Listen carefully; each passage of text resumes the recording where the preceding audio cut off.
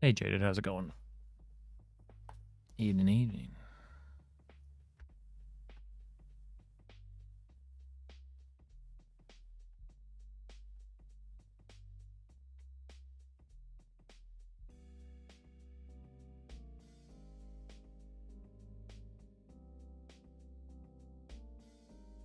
Hey Data, how's it going?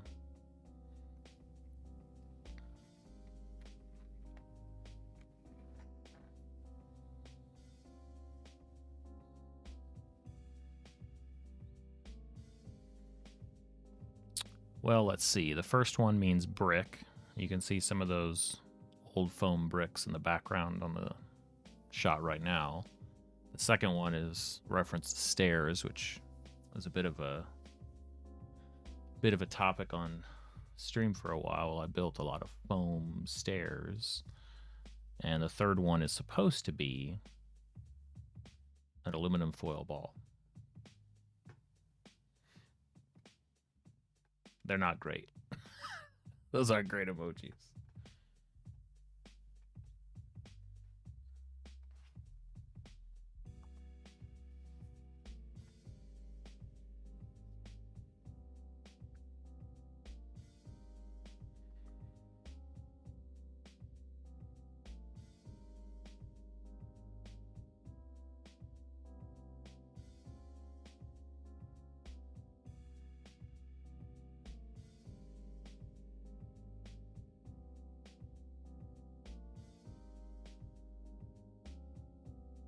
Okay.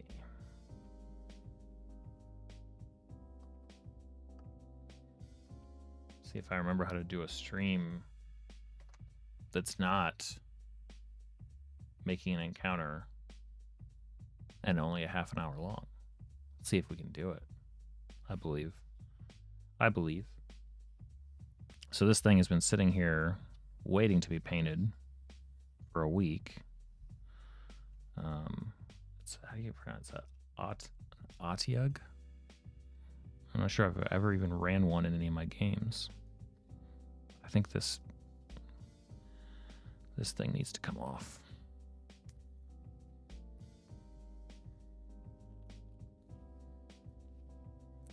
This base is in the way. They just pop off usually.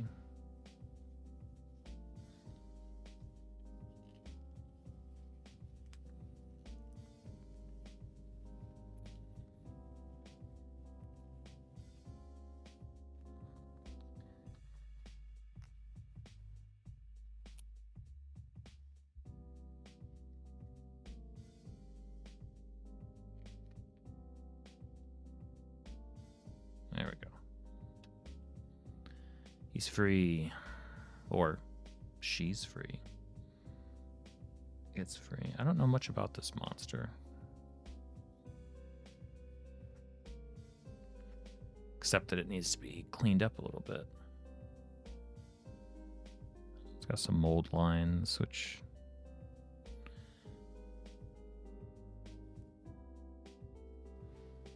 I've also got new playlist on tonight, so I'm like hypercritical of like, okay, is this one gonna survive? Do I like this playlist? We'll see. Usually what I end up doing is taking a playlist and piecing it up, taking it apart and piecing it back together with only the stuff that I like, but we'll see.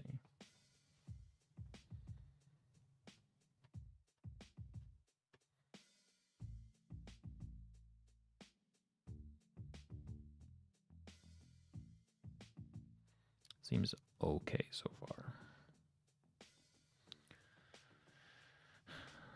So it looks like this thing, yeah, it's basically two pieces put together with the seam.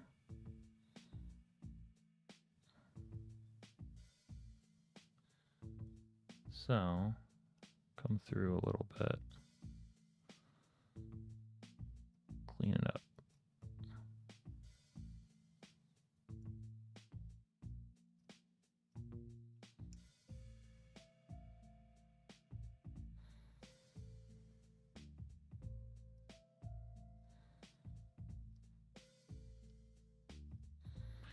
Doesn't have to be perfect, really, just as long as we get rid of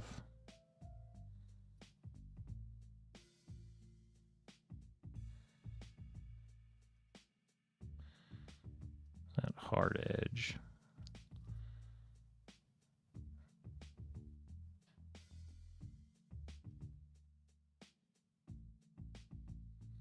That way it doesn't just pop when we paint it.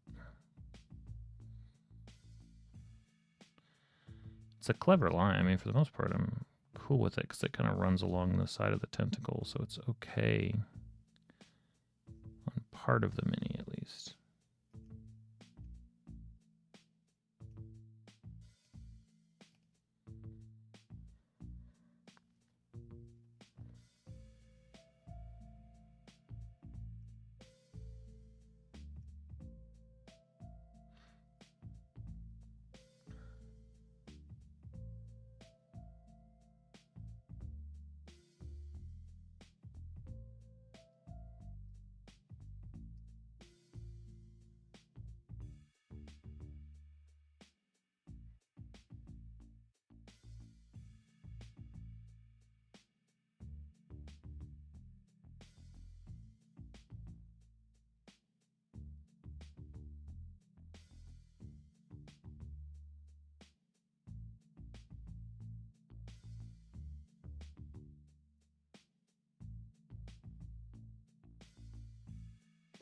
Okay.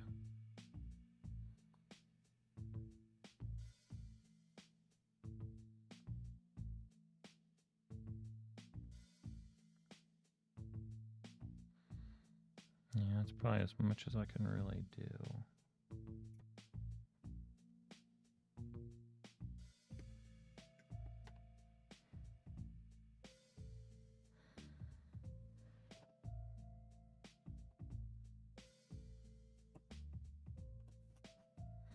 Just taking off the sludge on the feet.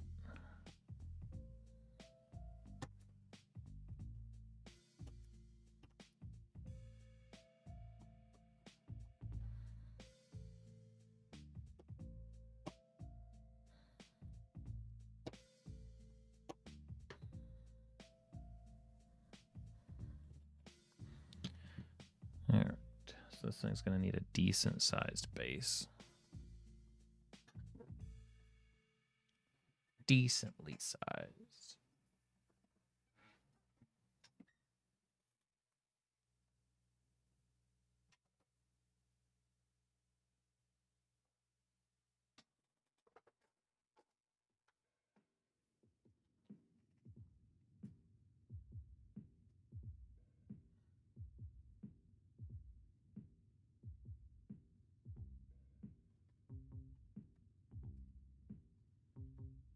So the rule of thumb is that any overhang you want to make sure is contained within the base. That's obviously bigger than is necessary.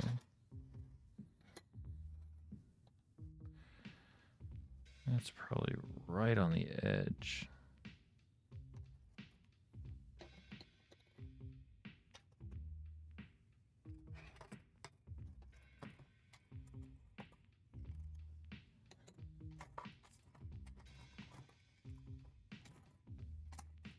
I need more irregularly sized bases. That's what I need.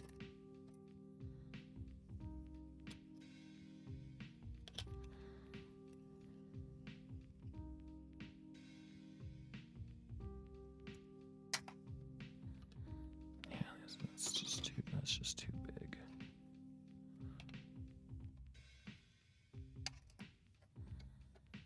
Technically, this guy really just goes straight up, so that's not too bad. They seem pretty gross, Jaden. Okay, I believe that.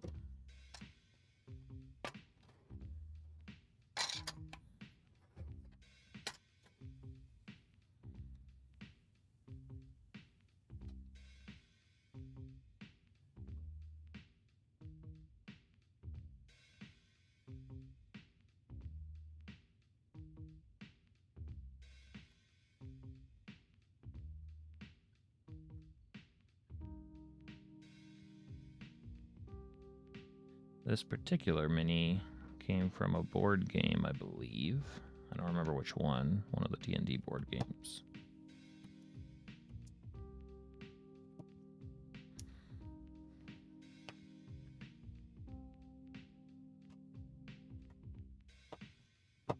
Shaving down the feet to get a flatter sit on the base.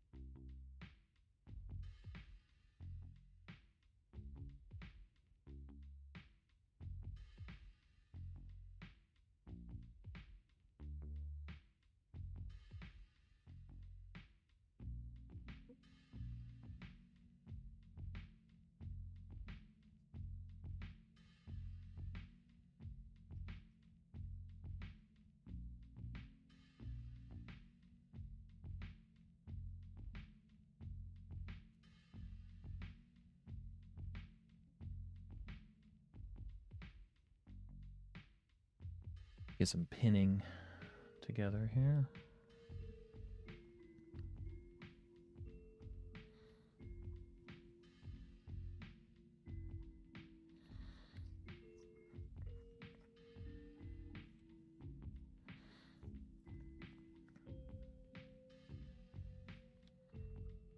What is up, Construct?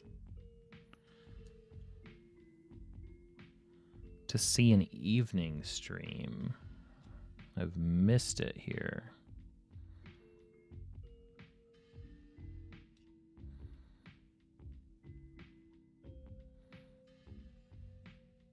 Hope you're doing well.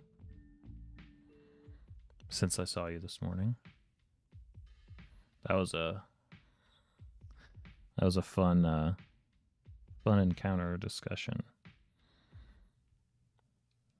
We ended up in some interesting places.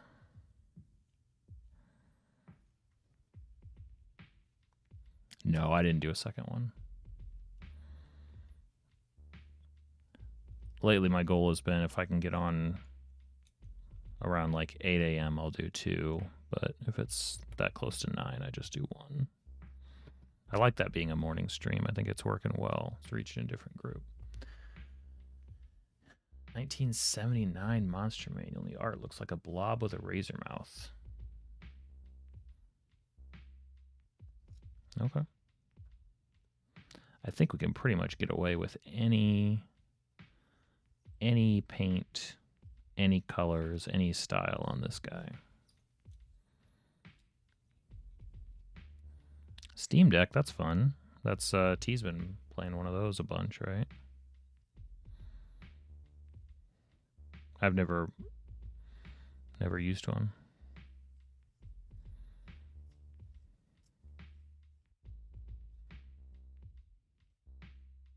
Oh, that's awesome. Congrats.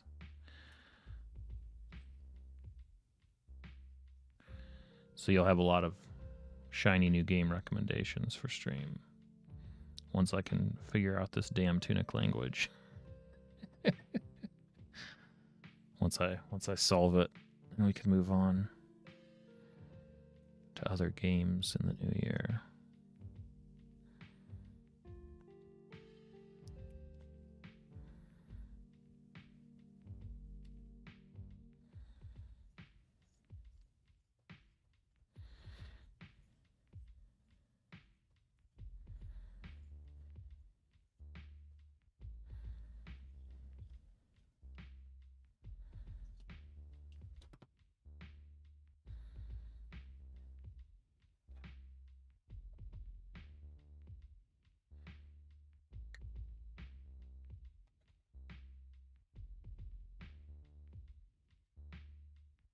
Sure.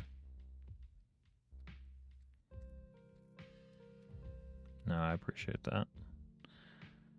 I have a new technique for approaching it, but it's not. It's a little cumbersome, but I'll keep working it. Hey, what's up, Cozier? Welcome to the stream. Watched a lot of my YouTube videos, but never popped in for a live. Love the vibe. So relaxing after work. That is the goal. Glad it works.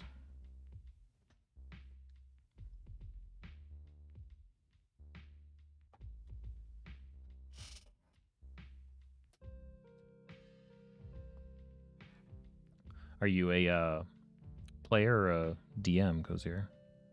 Or something else entirely? I've got a few folks that have ended up in the community here that are sort of in D&D, but sort of into other stuff.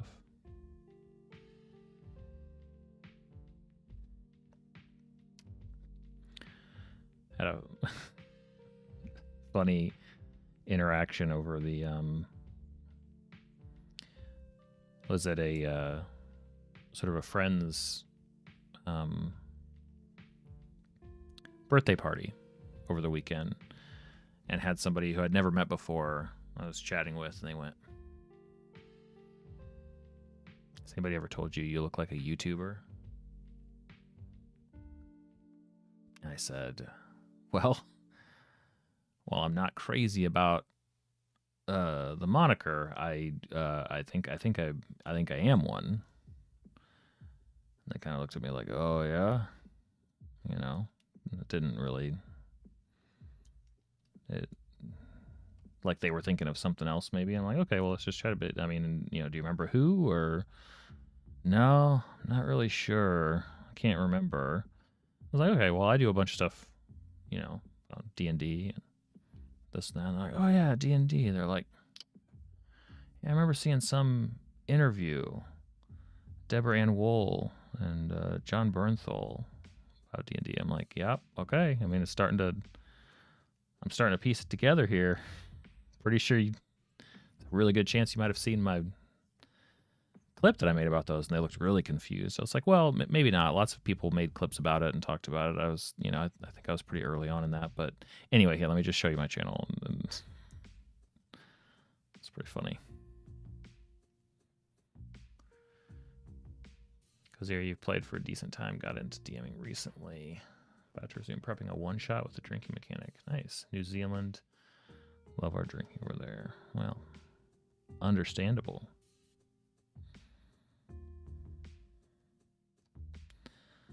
Lots of ways to play the game, that's for sure.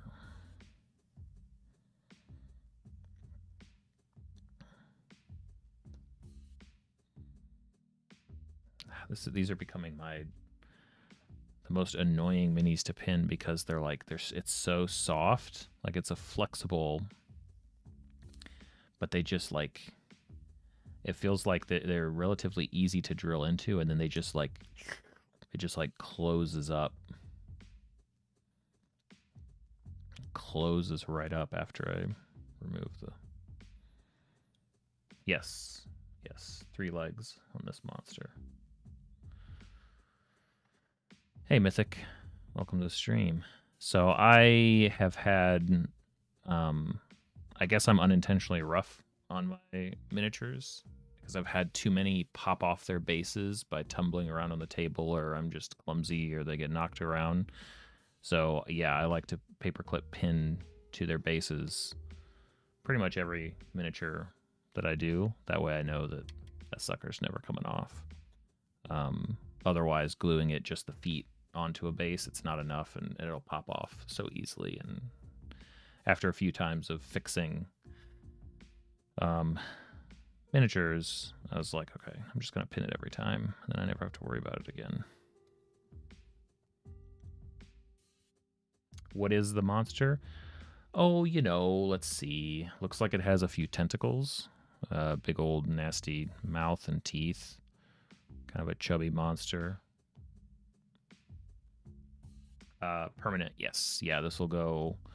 My plan is to do the base and the mini and then stick them together and glue them together.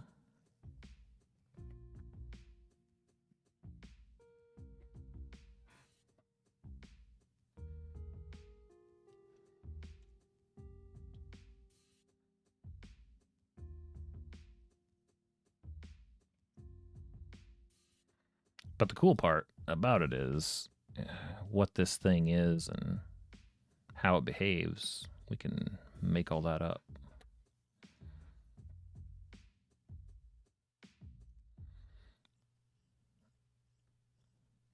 Not that I have really any ideas yet, but it's a telepath. That's like the last thing that I would guess. It's funny. But okay. That works.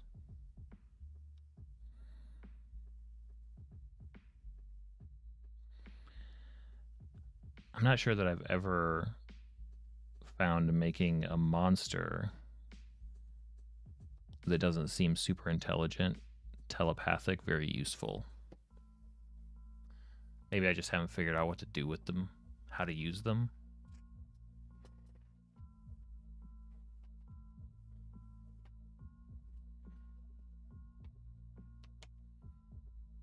Oh, demon dogs from Ghostbusters, yeah.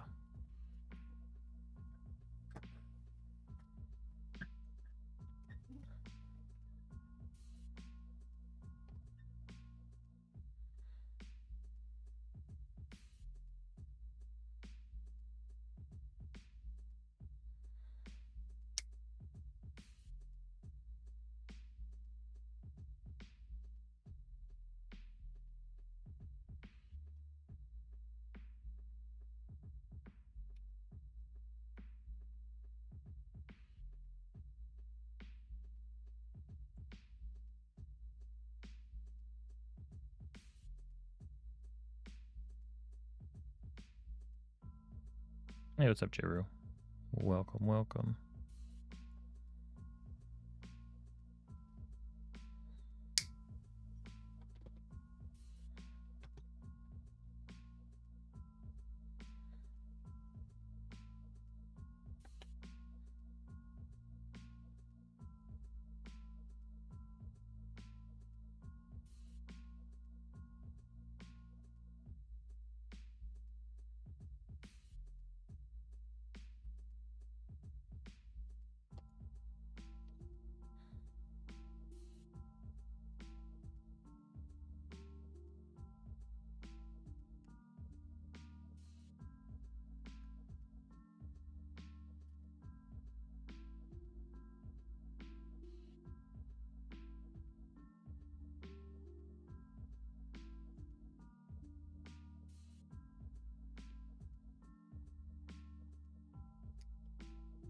Life's good.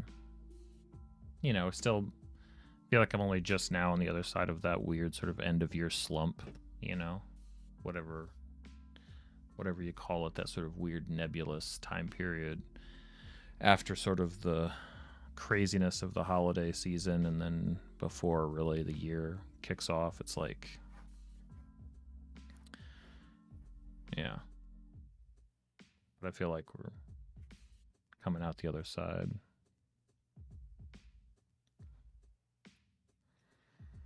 And I'm working on some fun stuff, so I'm excited.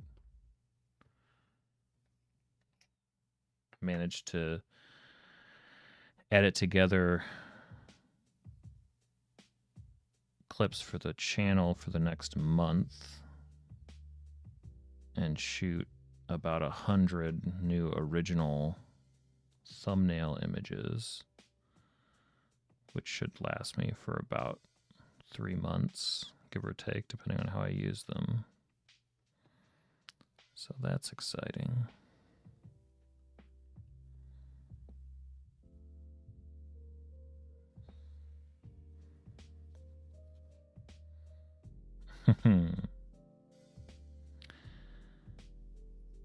Well, if I'd finished it, it'd be out.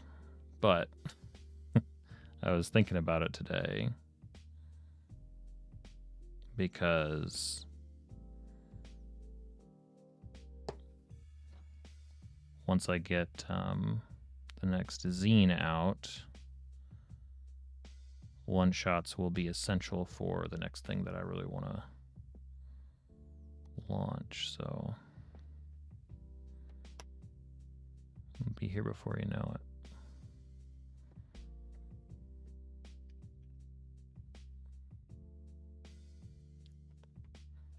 You know, just like everything, never soon enough.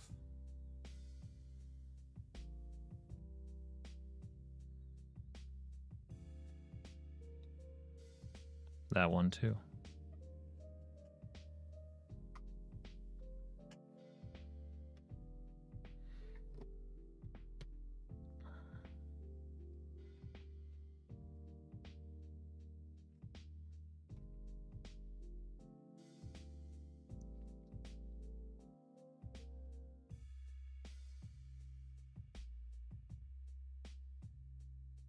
Well, and what's the two things that, you know, the benefits to the sort of prolonged process on those. One is that it never hurts to be able to come back with fresh eyes and edit my own stuff again. I've already done that once or twice on both of those projects. But the other is that I feel like I'll be able to do more or have a better idea of how I can make the art work. Make the art in those work. Just because I've been experimenting so much with the stuff that I've been doodling in the zines. So it's like, okay, maybe I can adapt that a little bit. It might work.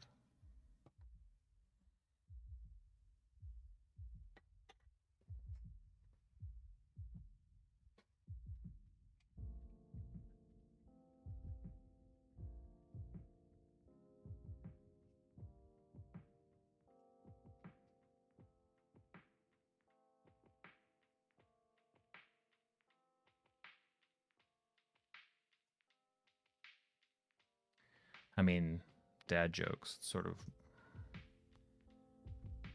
any jokes I make by definition, right?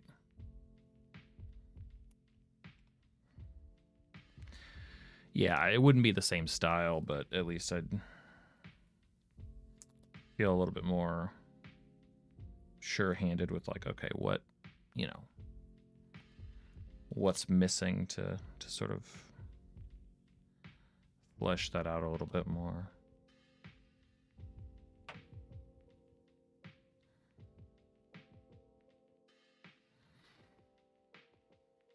Because my thought process right now is, I mean, there's lots of thoughts going in. Anytime you go into a new year, right? It's like, oh, okay, there's lots of things, lots of directions that I want to go. You know, super happy with the where things are with the encounter streams. Those are exciting. And zine stuff is creatively like satisfying, so I'm happy with that. Looking at other things, I've got some scripted content that I want to do this year, more so than what I did last year. Last year I basically didn't do any.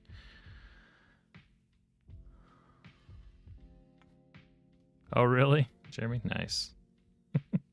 So you went with purple with turquoise bumps. I do like the something something kind of that pops. I like that idea.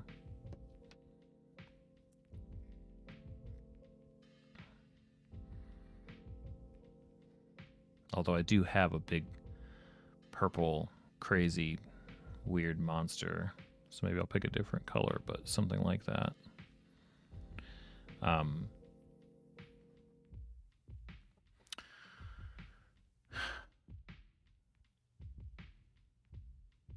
So with the yeah, with the zines out, I'm hankering to get more stuff up for sale. I want to do some more scripted videos. And I want to begin experimenting with some other platforms.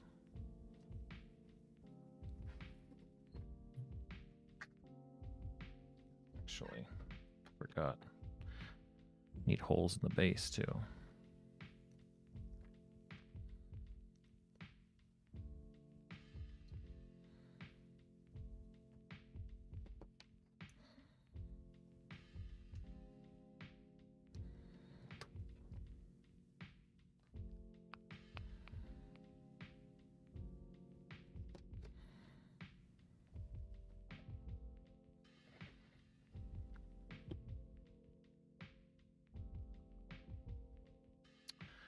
Mythic, you're new here.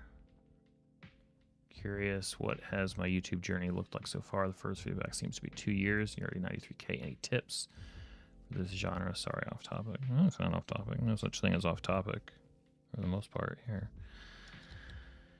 The vast majority of that growth has been through shorts.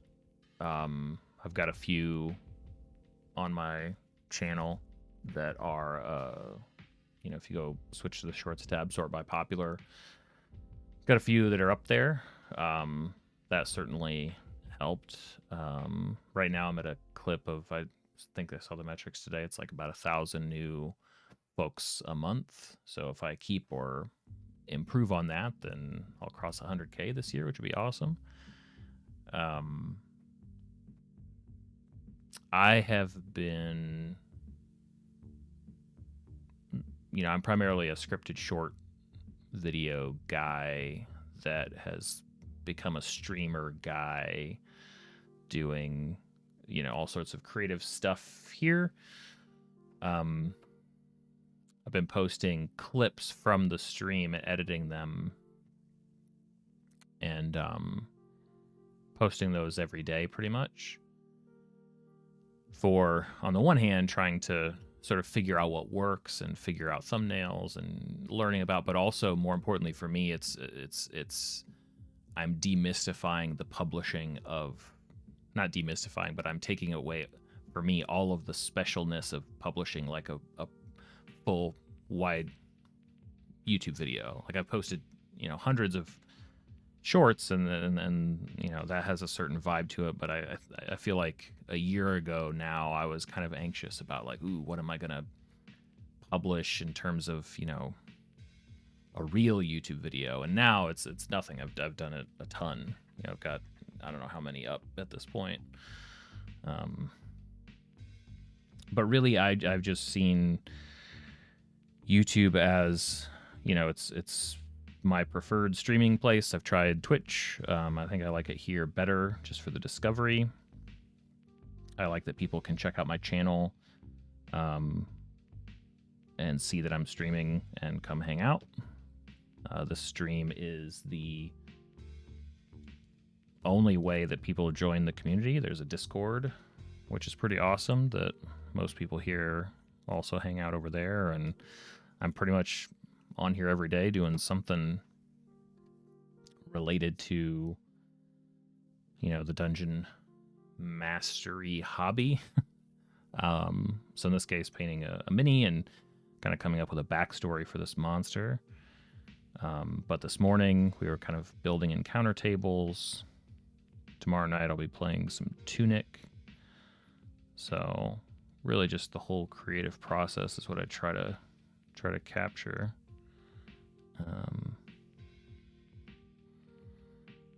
You know, just kind of figuring it out as I go.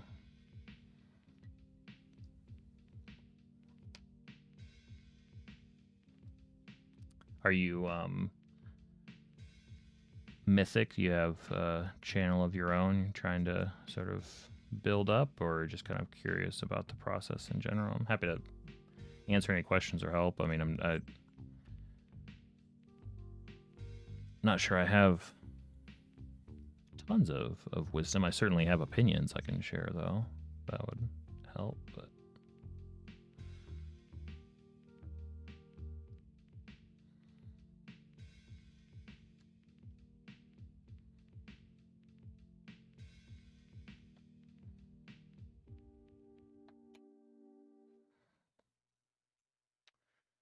Weekly series for making one-shots each day, planning a different part.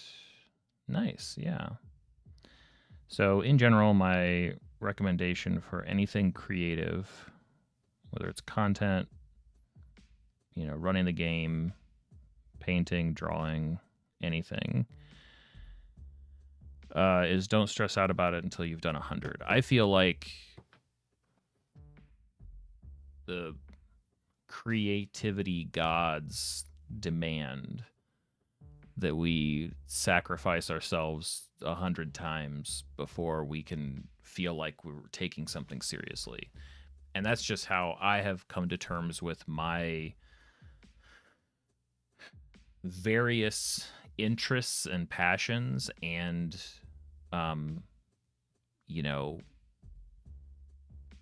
how I fight that, the sort of like do it 100 times, DM 100 times, make 100 videos. If it's a podcast, make 100 of those. If it's a stream, do it 100 times. That kind of number always sits in my head because I know that I'm not going to like what I make for a while. I never do. And I assume that other people have that feeling too, right? Because our taste outpaces our skill for quite a while. But if you just kind of, don't worry, don't overanalyze, don't even really think too hard about it until there are 100 in the can, I think that's actually a pretty reliable metric for, sticking to something, and gives you a lot of room to sort of increment and get a little better as you go. Oh, cool, Jeremy. Thanks. I'll check it out. Appreciate that. I need to spend more time on that YouTube community page. That's the one downside to experimenting with different platforms, different places, is there's a lot of places to try and be.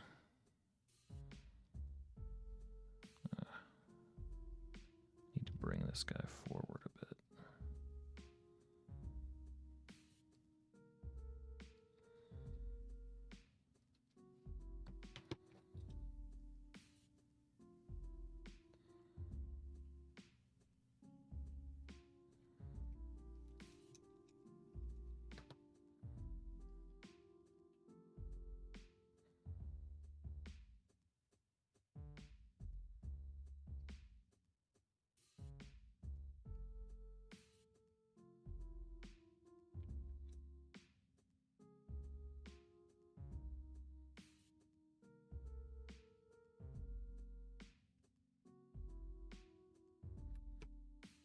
Extra holes won't matter by the time I'm done texturing and painting this base. They'll disappear.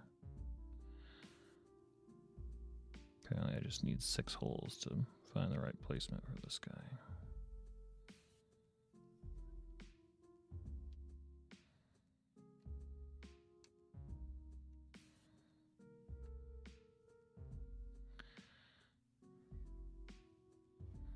And the trick with 3 or 4 legs is always going to be sort of there's a pressure that gets applied.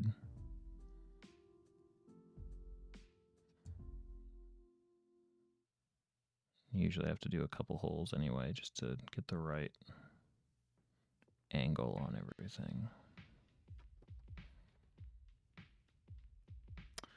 Hey Reepsy, welcome to the stream. You're running a goblin session tomorrow. I was thinking of using Otyugh. Any advice or ideas? I've never used one before. what ideas do you have? Anytime I see a creature with tentacles like this, the fun part is what can they do? I like when monsters break the rules or surprise players a little bit. So maybe the tentacles give it multiple actions or multiple spots in initiative, right? Maybe the tentacles act independently. Folks were talking about how this creature is telepathic in some way. So maybe I don't know, maybe each of the arms, when it connects with you, speaks to you telepathically. Maybe each of them has its own personality and voice. I don't know, just spitballing. Could be kind of fun.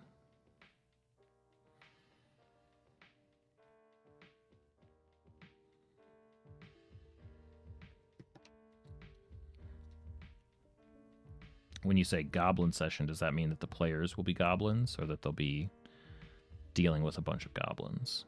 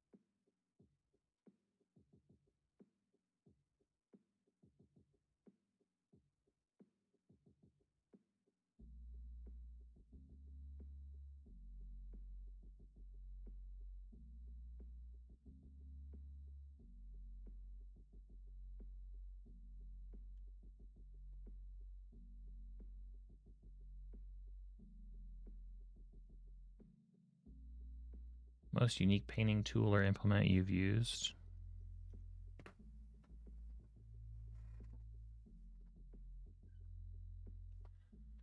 That's what I put my paint in.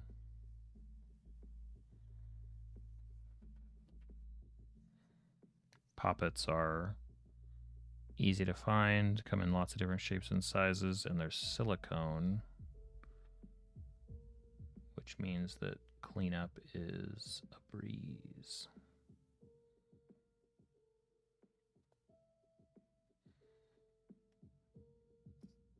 And fun, actually.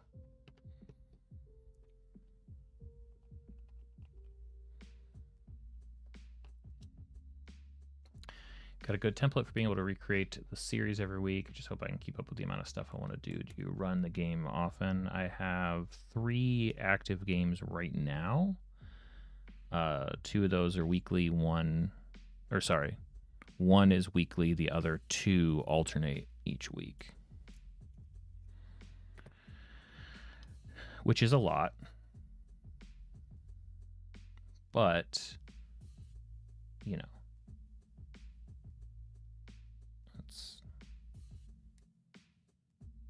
it's what I love.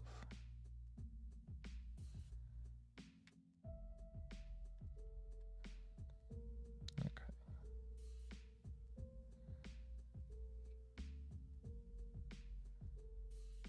Close.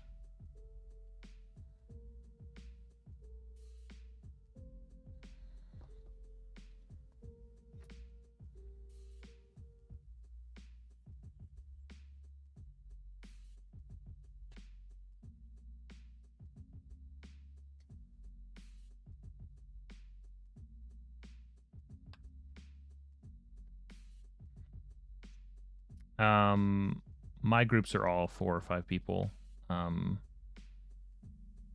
They ebb and flow. They've been 3. I've run for 2 before.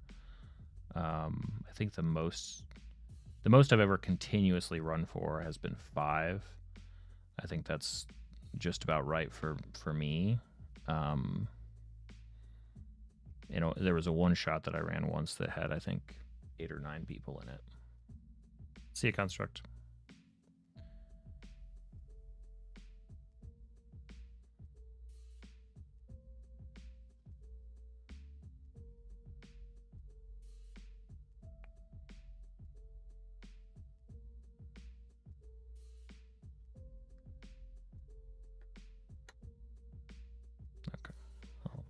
just have to work.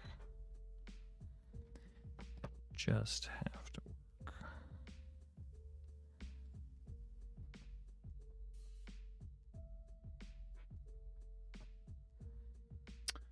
Oh yeah, I love one-shots. I might have a playlist. I probably have a playlist.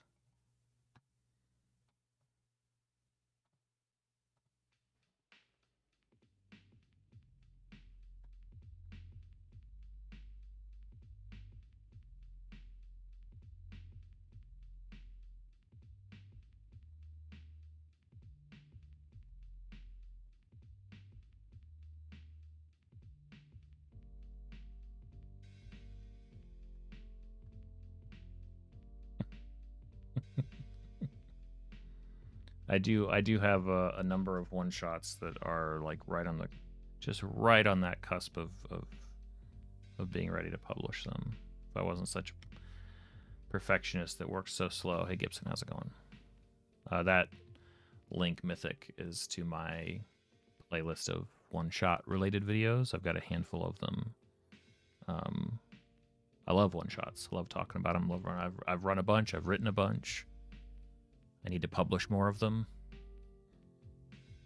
It's like it's the near perfect way to play D&D. For new people.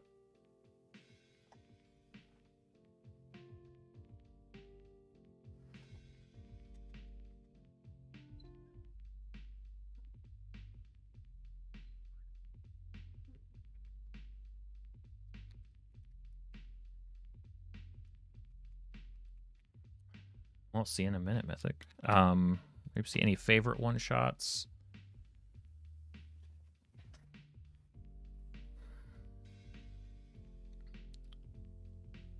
I hate that I'm terrible with names. Because there's... Just gonna look him up. I believe it's made of mithril. No, it's a miniature from a board game. So it's that like soft plastic. It's definitely not primed. I'm about to do that.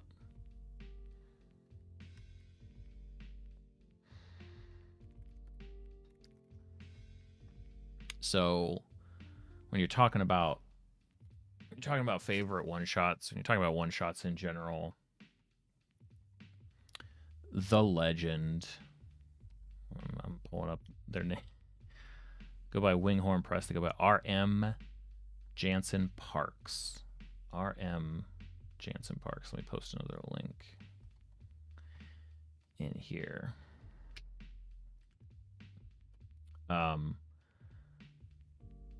So R.M. Jansen Parks has made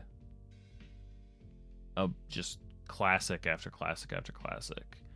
Got Wild Sheep Chase, probably the most popular free to run, floating around everywhere, low level one shot. I've run it a bunch of times. Lots of people have. A Most Potent Brew is another one. Very good. First level. I've run that one a few times as well. Bunch of great stuff. Huge inspiration to me. I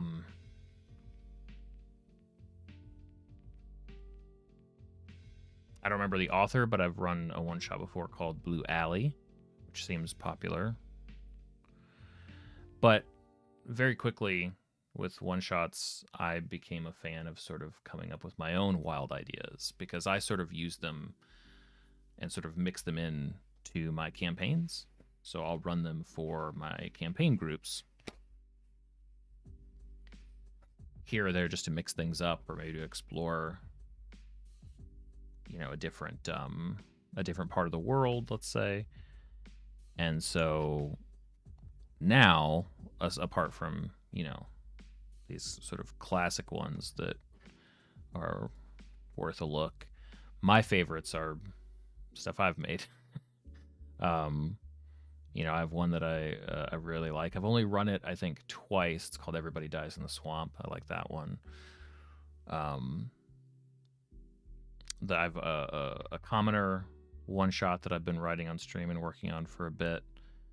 That I'm partial to. I have a brand new one in a cottage that takes place in a cottage, a little cottage mystery. I'm really excited about that one. I just need to finish writing them so I can share them and start.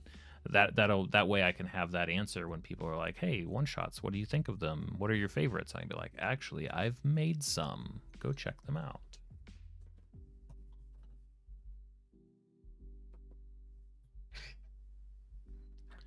That's the goal, anyway.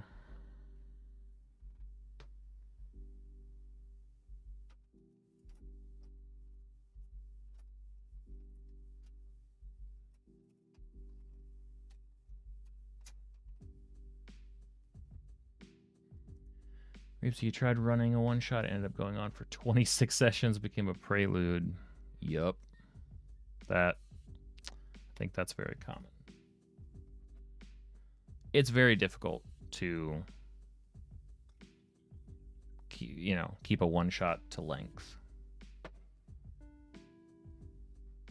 It's not an obvious thing.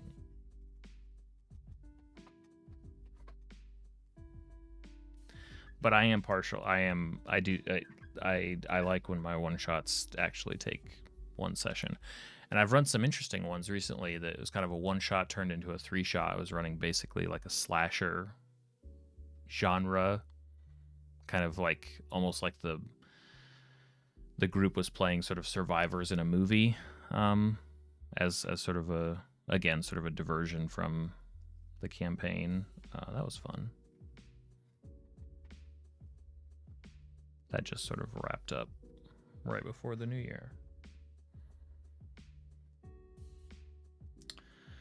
They can be tough.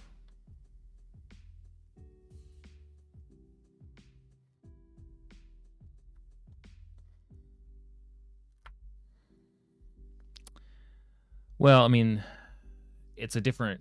You're purchasing a different set of problems, right?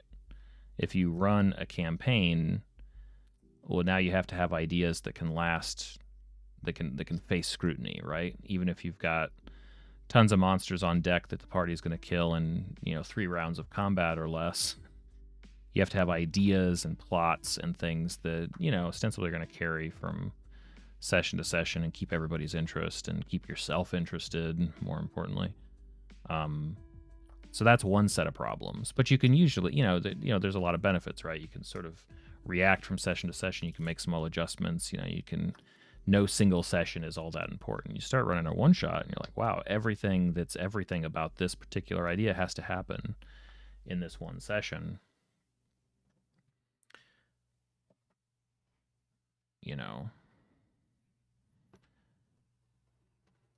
Every minute spent doing something starts to matter.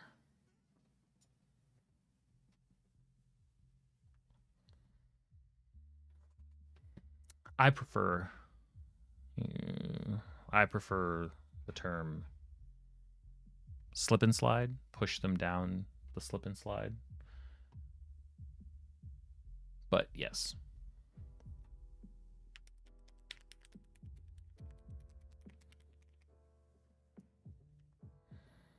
I think railroading gets a bad rap.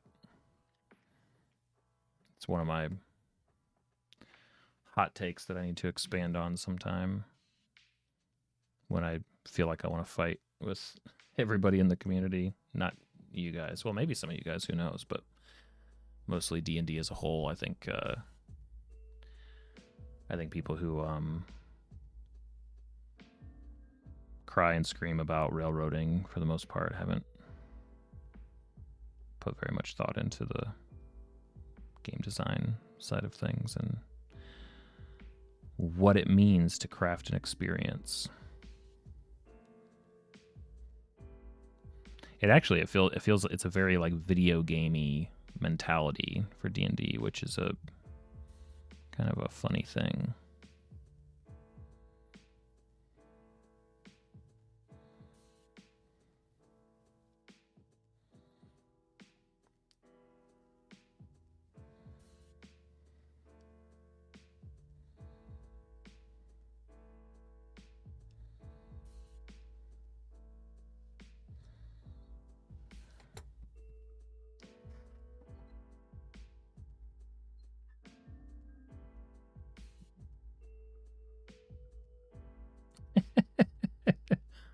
Glad you like it, Mythic.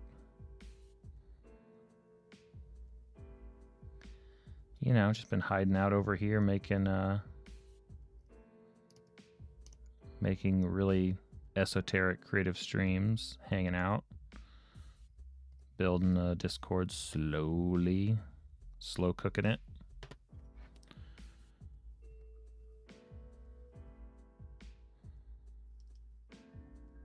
Slowly building products of my own. You know how it goes. The keyword is slowly.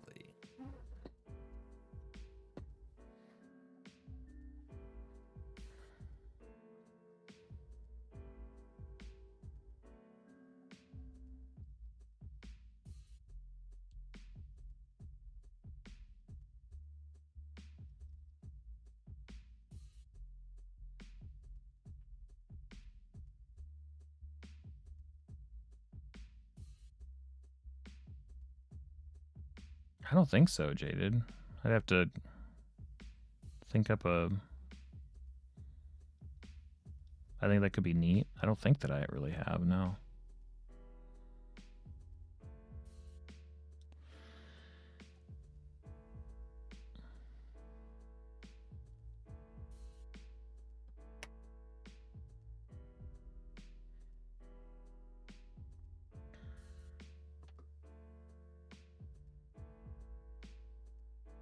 Mythic, you're excited to jump in to being a dungeon master, one shots and the like. Anything I wish I would have known at the start of it all. So I've been a dungeon master for 6 or 7 years, and I'm far from the most experienced. You know, I try to do it as much as I can, but you know, it's only been a few years and stuff like that.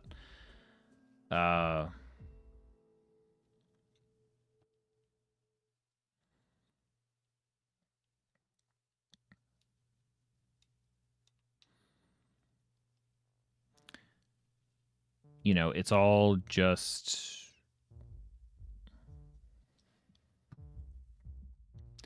the rules, the ideas, the books. So much of this stuff is the lie that we tell.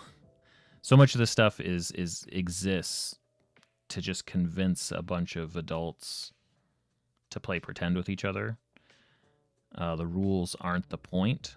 Now, granted, some people will disagree and say the rules are the point, but I think it's important to begin being a dungeon master, to begin this hobby with an eye kind of looking for what's your take on the game. What's your sort of genre, there's lots of different genres. What's your perspective on the game? You know, what do you think is the point? You know, is it to kind of rules lawyer is it a system hungry approach where, hey T, you did make it? Is it the type of game where the rules and the tactics and the strategy and the systems and this is what kind of opens your mind and gets you excited? Or is it the joint storytelling and the kind of the vibes and the ideas and the narrative? Is it the role playing? Is it the terrain? Is it the... I think I could have had a lot more fun early on if I didn't sort of have, in some ways, a very rigid idea of what the game meant or what I thought the game was going to be. I think I figured it out over time. I've made videos before talking about how I screwed stuff up early on, but I didn't even really like paint miniatures or mess with terrain because I was like, oh, I'm not going to do that. That's crazy. And just like so many things in my life, I'm like, oh, I was an idiot. I had no idea. So now I'm a lot more likely to just kind of try stuff out. Doesn't mean you have to like everything or even try everything, but definitely keep an open mind and try to figure out what the game means to you. And, you know. What's up, Mallet? And like I said, don't worry about the rules so much. Oh, thank you, T. Too kind. I'm just excited to be doing a night stream for the first time in like 2 weeks. It's been crazy.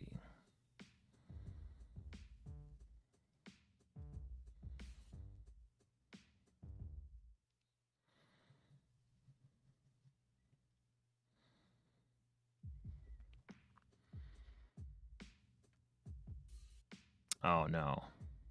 Canceled with a cliffhanger is always rough. I have to say. Well, the pin in that for a second. Any tips for narration and storytelling for a new DM? Yeah, show don't tell. Less is more. One of my least favorite things about official modules and even some unofficial modules like books and things where it's like, here's like a campaign, run a campaign. There's this old-fashioned idea of boxed text and that you should like sit there at a table and read to people. Don't read to people. Don't put people through that. Nobody wants to experience it. Nobody wants to go to board game night and be like, okay, all we have to do is sit through 12 minutes because Greg is going to tell everybody the rules. It's like, oh, this is the worst. This is a downer. Nobody wants to play that way.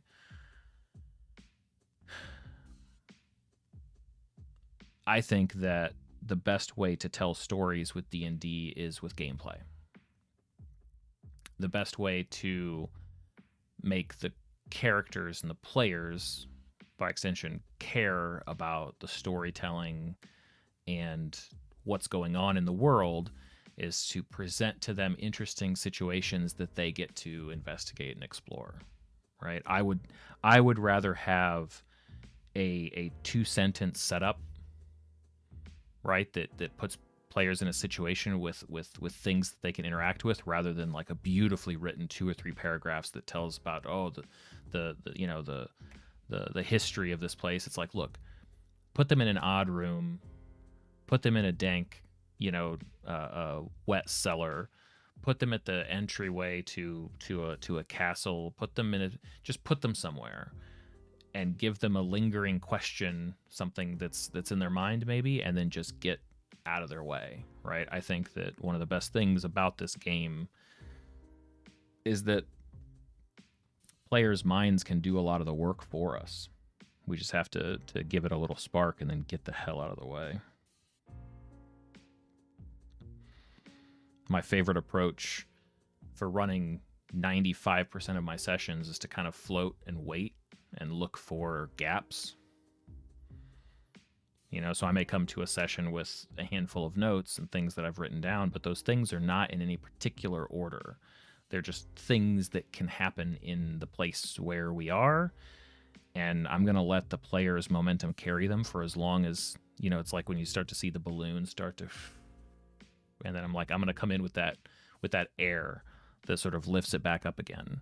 And that may be that a new character comes into the tavern, or that may be that they hear now the sounds of a monster in the dungeon, something that gives them something new to deal with.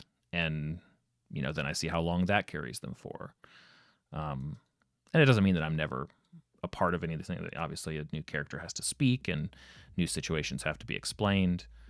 But, yeah, that back and forth that's the dance. Exactly, Mythic. Yeah, I'm probably just repeating myself if you watch any of those videos. Well, yeah, that definitely happens to you. I know what you mean. I feel like my over break or here at the end of the year, my body just went, hey, what if we just had like a normal sleep schedule? And I'm like, come on, body. get with it. Yeah, no problem, Alec. Hope that helps. Oh, yeah. So I haven't checked out, but you reminded me of this. Mentioning the Lazarus Project. I went back because I had never finished the Umbrella Academy. I'd watched a couple seasons, fell off of it, never finished it, went back and finished it. Holy cow.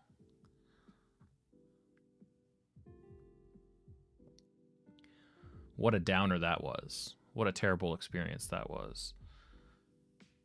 Umbrella Academy is a Netflix show. I really enjoyed the first season. Second season, I was like, okay, all right, I'll stick with this. Third season, I was like, uh-oh, the wheels are falling off. And then the fourth, I was like, what the hell? What the hell happened?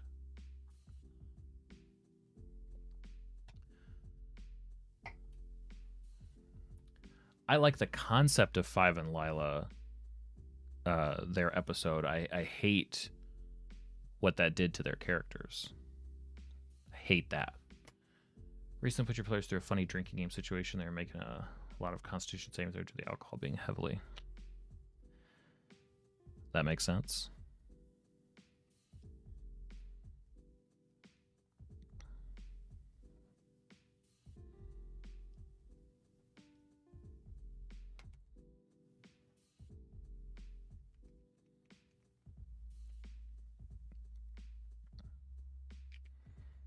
Oh, I shut the stream off and then I just sleep. I just sleep until the next one. I haven't finished Stranger Things, so no spoilers on this stream. I'm a dad. I've got a couple kids. I have a day job. But this is definitely my passion, and hopefully it'll be my not this mini in particular, but the hobby and game design and certainly content and things like that. Hopefully I can make that. Hopefully I can make this stupid little monster my full time eventually. That's certainly the goal. Everything's riding on this guy. Come on, little guy. Let's make this work.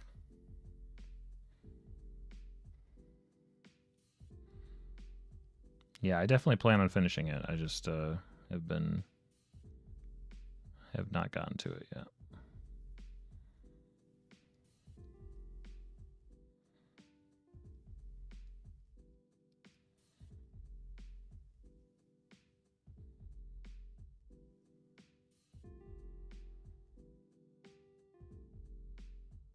Cool, Mythic. Yeah, well, like I said, I've got definitely a bit of experience in some of this stuff, so to any extent that I can help out or you have any questions about anything, definitely shoot them my way, either here on stream or in Discord or whatever. Happy to help if I can.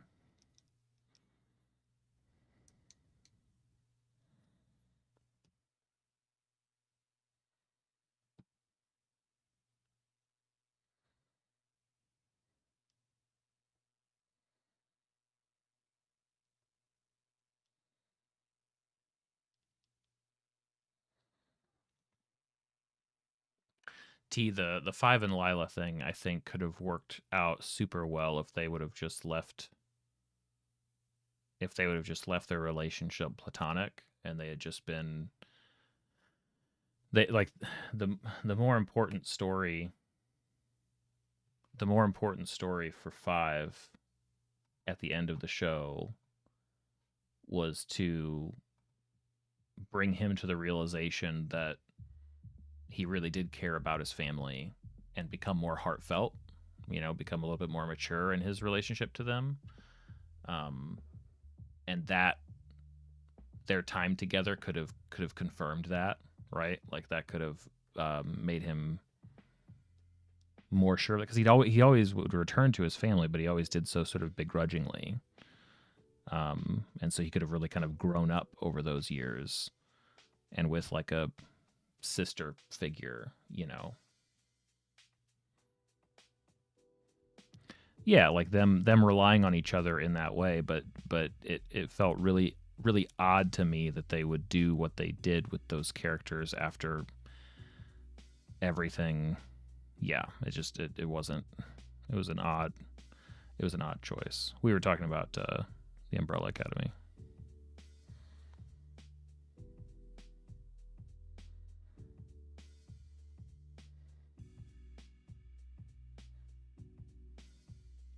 I finally finished that Netflix show. But yeah, we could talk about Last of Us Season 2. I'm curious, T, if you experience like I did the moment that was like, wow, yeah. Yeah, boy, that's a change, right? There's that sort of moment. They in terms of kind of understanding their relationship or tracking it, the show sort of lost me in a big way at that point. I was like, okay, I don't get it. I don't think I can connect to these people.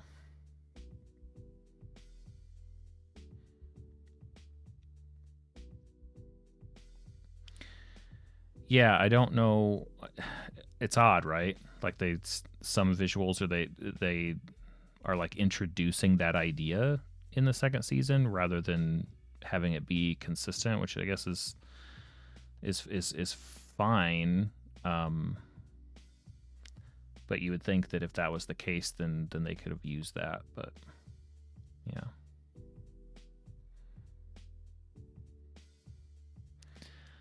Okay. Now that you've gotten to the end, the other completely unnecessary thing, it's relatively minor, but Ellie's trip to the aquarium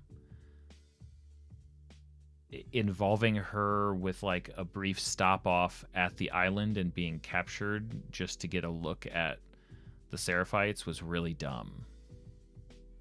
Conceptually and narratively, really dumb. It effectively stole one of the most effective Abby scenes in the game and gave it to Ellie in a time where Ellie hadn't experienced that in that way. And then it was stuck in at just this awkward point because it's like the end of the season or whatever, and they want to give a teaser of what's to come. I just thought it was dumb.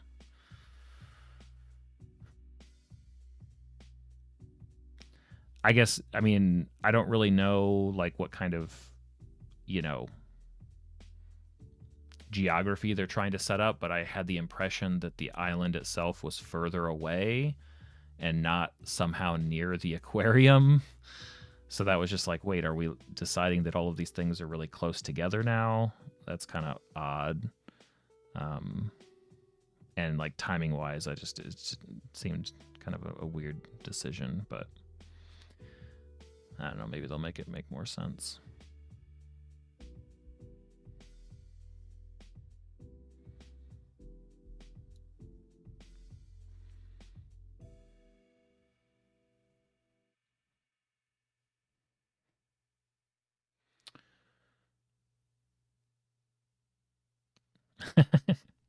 No, I mean, I did not, I would say I super really liked The Last of Us 2, and the show, I think the first season was stronger just because it had more episodes that I was like, okay, I really liked that one.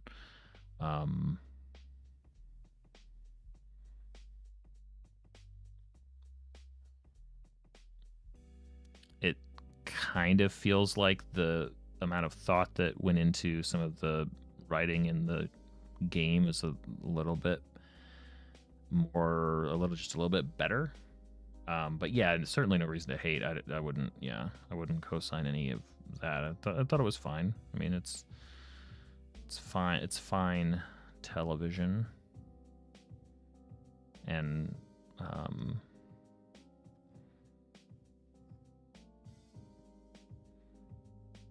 I'll be curious to see what they do with the third season for sure. It's a fun sort of fragmented way to tell a story. Yeah, I haven't watched any of that. But I don't know the source material, so I would have to do that first.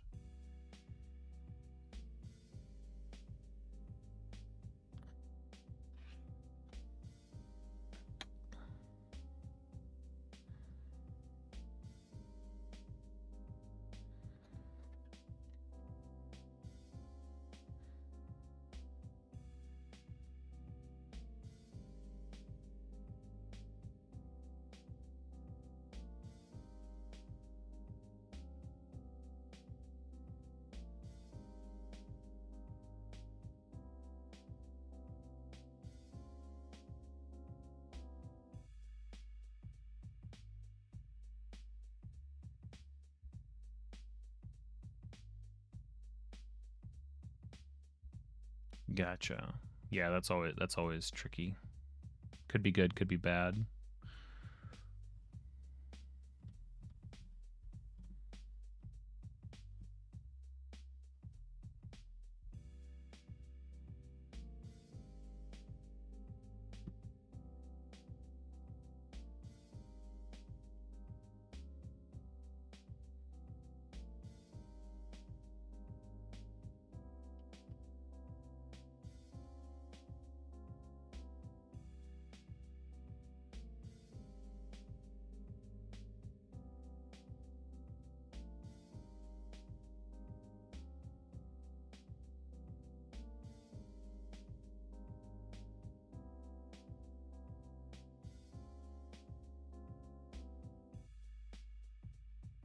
What's up, Sherlock Holmes?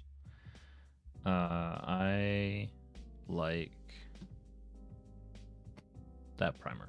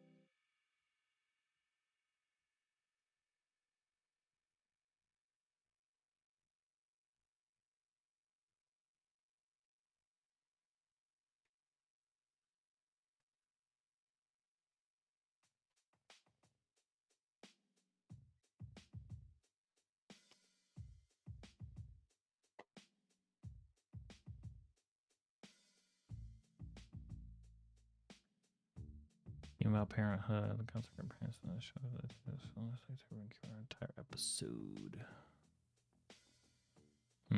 Gotcha.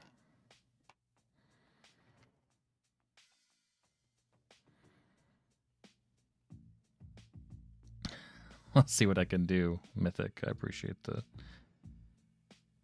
feedback.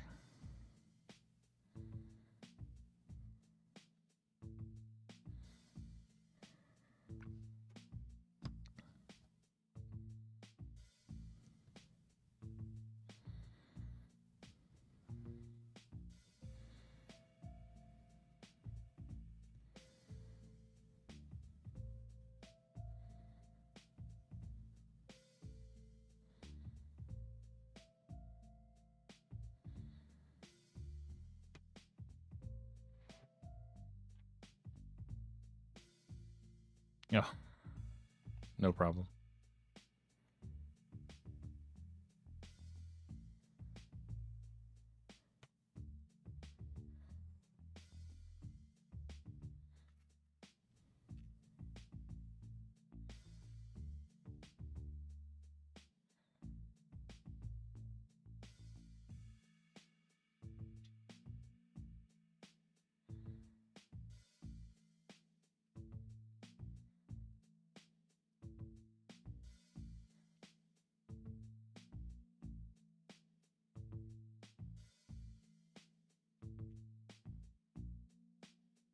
I definitely will. I'll be here tomorrow night.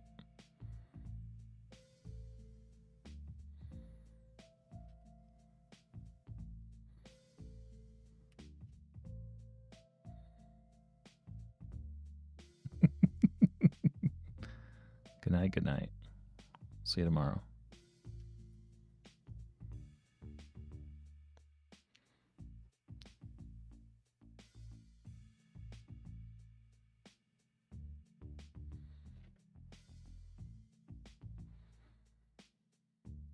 Yeah, I mean, I sort of have an idea of where the feet are going to go, and it's not like the end of the world either way. For the most part, it's just like trying to make something that looks kind of, you know, natural-ish. I think it's all about texture, a couple of elements, usually 2 or 3 elements on a base is all you really need to make it really look nice and custom.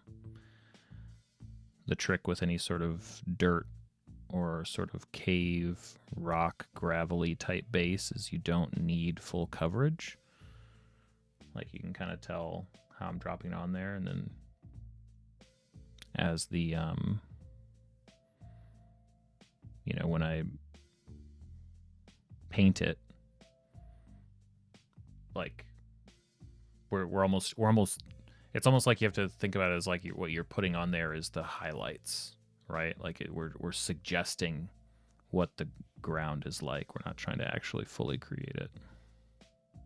I don't know. It's just a feeling, and then you figure out what you like and do that.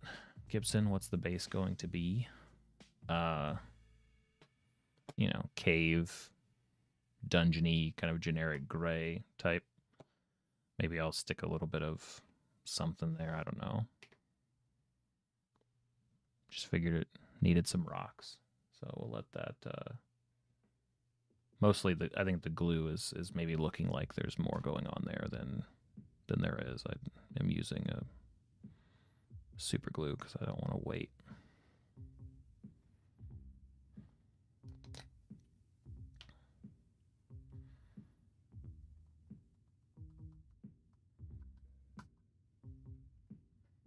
So my tools page has a lot of the stuff that I use. And when I say a lot of the stuff, pretty much all of the stuff that I use.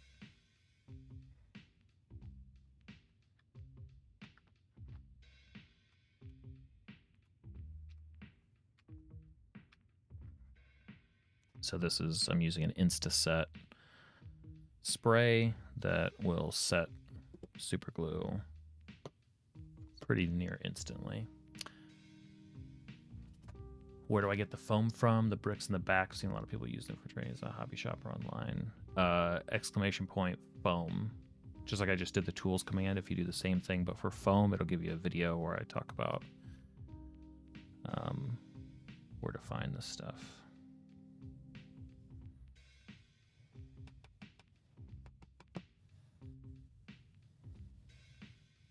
There you go.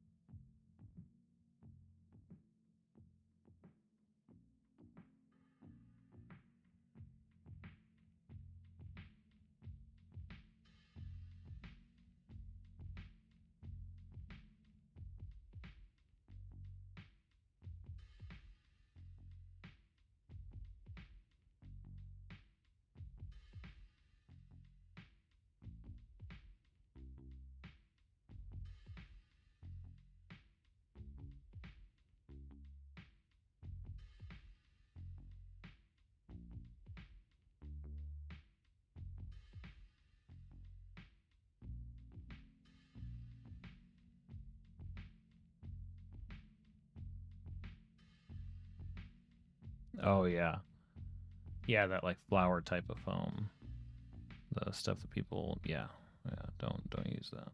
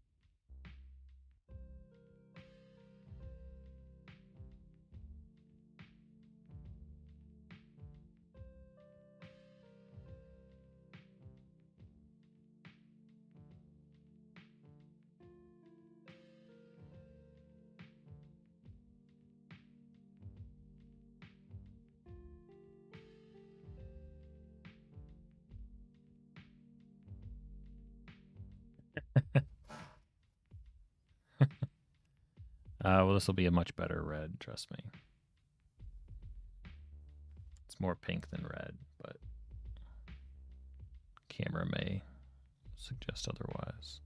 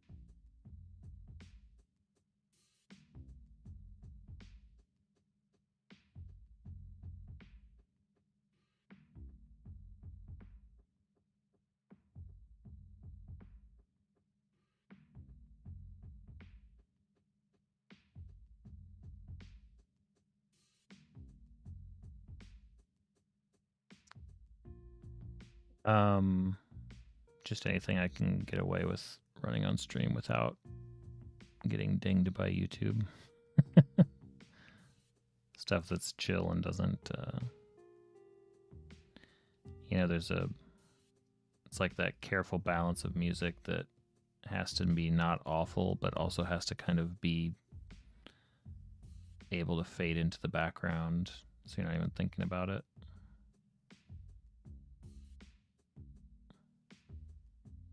This is a new playlist tonight that I'm trying, which I think has been mostly good, so I'll probably add it into the rotation. I've got a bunch of playlists that I will sort of bring in and out depending on how exhausted I am of hearing the same the same tracks.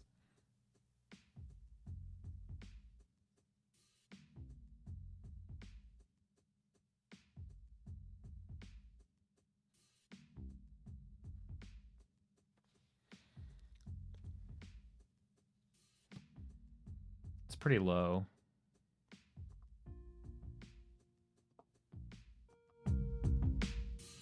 How about now?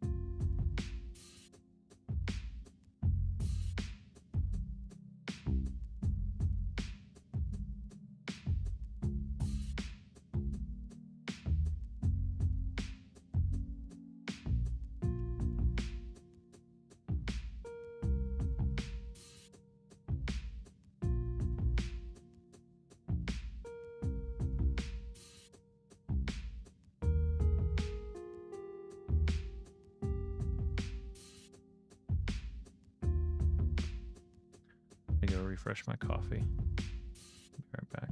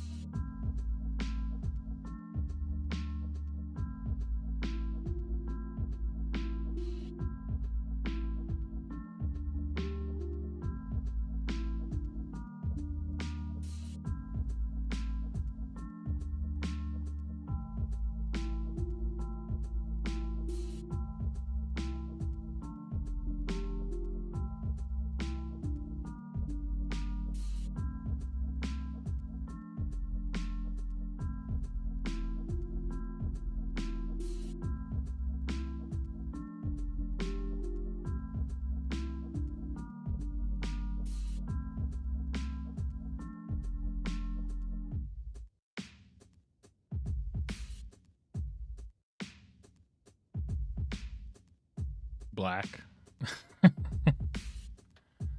I'm flexible. Whatever interesting.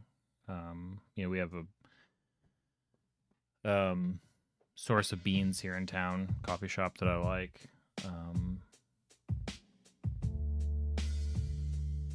What's the best way to identify coffee taste? I like kind of red and brown beer. If that helps identify my preferred coffee vibe.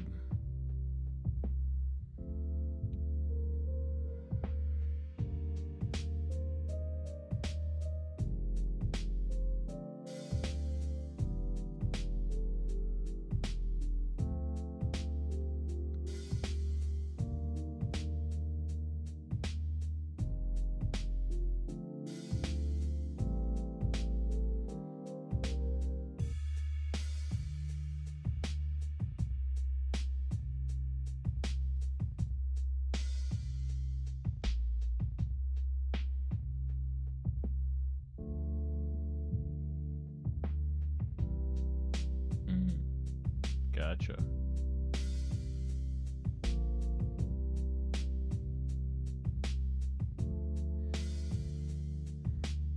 Yeah, whatever works, right?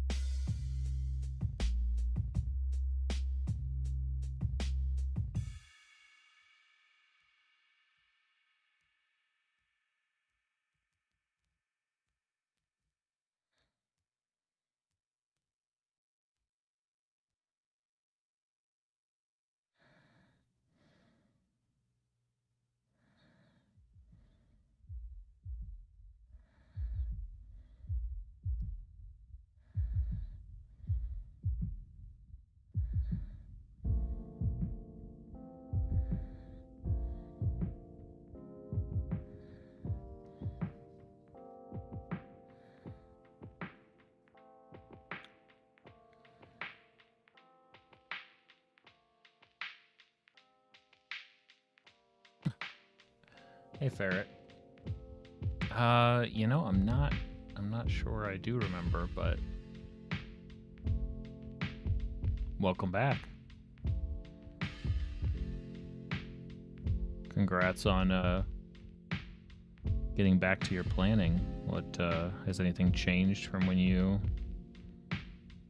were planning out your game last time?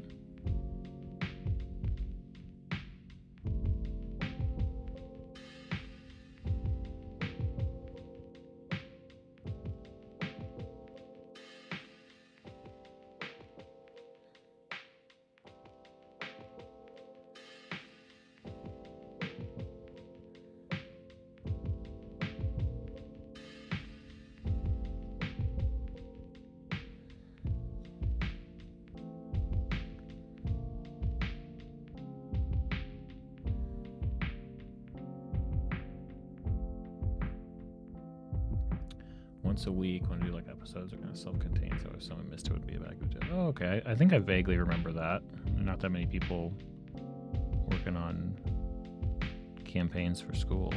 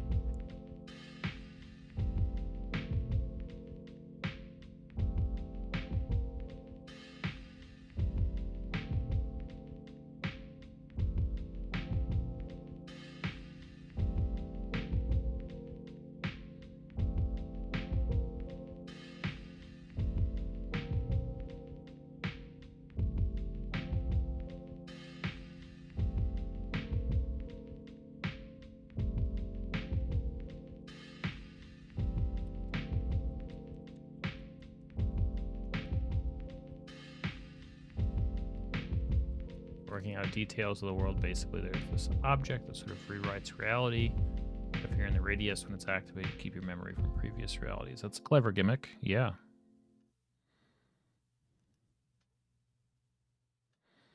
I've been working on... so I have this... I don't know if this will be something I can execute on this year. I hope so. But I have a bit of an actual play concept that I want to try out. And it's different than other actual plays that I've seen, because it's not, its primary goal wouldn't be to be like a you know, showcase of the game necessarily, or like even in a continuous game. But I want a place where I can playtest stuff that I'm writing, you know, playtesting one shots and even just like combats and weird ideas. And I think it'd be fun to have not exactly what you're saying, but almost like the gimmick, the wrapper, the bookend for sessions that I run on the channel here would almost be like experiments. Think of like a Crypt Keeper style, like some mad scientist putting characters through experiments. You know, is it a simulation? Is it something more arcane? Nobody really knows. It's never fully defined, but the implication would be that there's some sort of, you know, design to it all. But mostly it would just be to sort of string together seemingly unrelated types of ideas that I just want to try out. I haven't fully like pinned it down yet, but that's sort of the idea that's been in my mind. Some sort of, kind of like what you're saying, sort of an episodic skeleton, you know. I've been reading a guide for new DMs to help. Is there any advice? I mean, I think the most important thing when tackling something new, whatever it is, whatever creative thing it is, you know, whatever thing you're making or performing or organizing, you know, it doesn't really matter until you've done it 100 times, right? Right now, the biggest thing separating you from being awesome is do it 100 times. Small little incremental improvements as you go, but like try not to, you know, whatever you're doing, if you love doing it and can focus on doing that thing, you know, 100 times is no problem at all. But don't expect, or don't put any expectations on yourself until you hit a number like that. And once you hit a number like that, you can kind of sit back, reflect, and go, okay, I've done this 100 times. What has worked? What hasn't worked? In more big, broad strokes type of ways. But whenever I'm doing something new here on the channel, or new in general for D&D, I don't try to scrutinize it until I've done it a bunch. So like, for instance, every morning I've been running these daily encounter streams where we basically put together an encounter every morning with a couple of tables and stuff like that. That started back in September, and it's really only here now that it's the new year that I'm like, okay, maybe I should refine this stream and make it easier for people to read what I'm writing down. And like, I'm starting to like iterate in bigger ways, but for the most part I was just like, let me just do this a bunch, you know. Sometimes that's the best way to figure it out, is just to kind of put in the time, and let yourself be, you know, probably pretty crap at it for a while. Be easy on yourself about that. Treyo Kelly looks absolutely sick. Thank you. Yeah, it's a start. I've got some layering to do, but the basics are there. Crane says hi. Hopefully Crane can be chill. Otherwise he will be booted from the space. Hey, no problem, Ferret. Good luck, good luck. Catch you another time.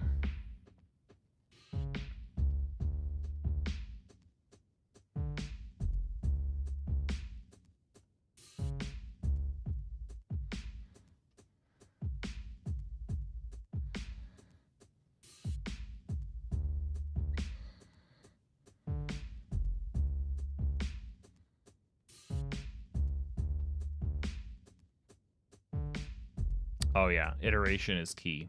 Little improvements. If you're willing to do it 100 times, you know, 1% improvement every time, you're going to be an entirely different product at the end of that. It's just about kind of sticking to it and not stopping. Don't stop. Your first beer is absolutely awful. Yep, exactly.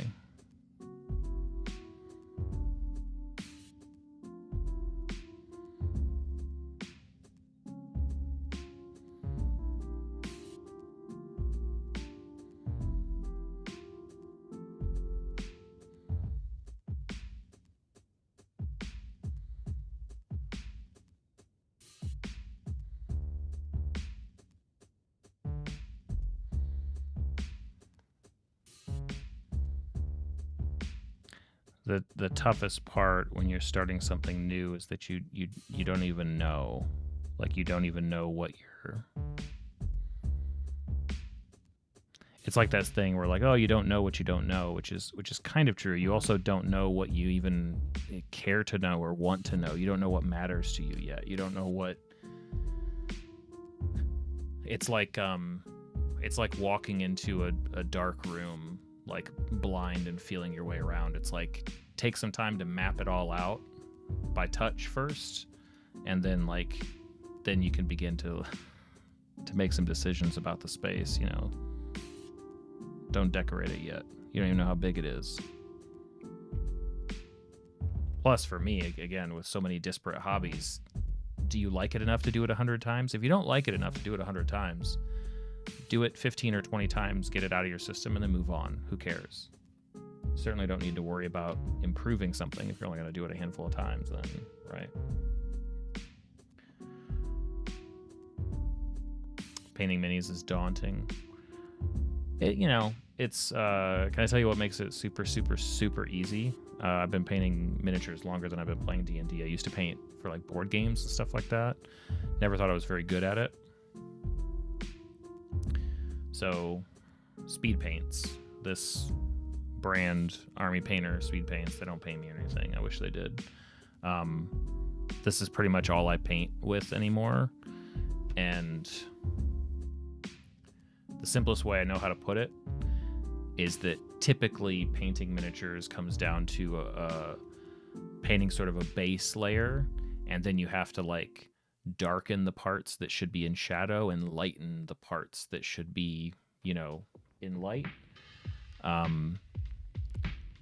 I don't know exactly what sort of like wizard alchemy speed paints are, but they sort of do all of those steps at once. Like this is one layer, this is one coat of that sort of pink speed paint, and like you could almost just like put that on the table as you certainly could, right, without doing anything else to it. Like I'm gonna do some more to it, because I have some other ideas and stuff, but like the speed paints are legit. They do a lot of work for you. Again, I don't know enough about like acrylic paint science to sorry, it's starting to get loud on me. I don't know enough about it to say like exactly what's going on, but I love it. Some people get kind of precious about their painting techniques and like, oh, that's speed paints. I don't do it that way. I do it this way. It's like, look, whatever the technology is, it makes painting so much more fun. The trick is you don't really need to, like, you don't want to mix them. You don't need to do anything fancy. Just take a coat and just slosh that thing on there. Just give it a lot of pigment to work with and experiment, and it makes it a lot easier. So if it looks like fun, if it doesn't look like fun, if it's like you say, if it's daunting and a negative experience, honestly, I run a lot of online games. I still like having, physical stuff to even just to be inspiring. I mean, I use it now just as much for videos and stuff that I make, so it's good to have stuff around, but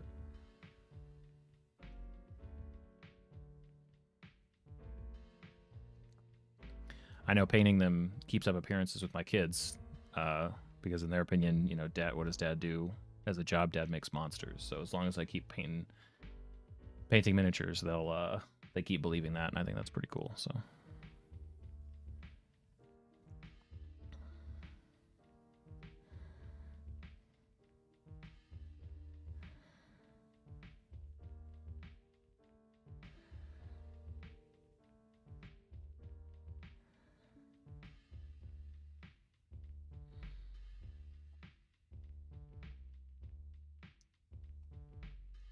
Most painting advice is really unhelpful.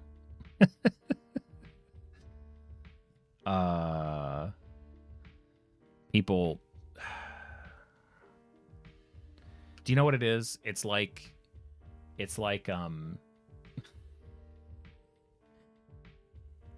being interested in playing like the violin.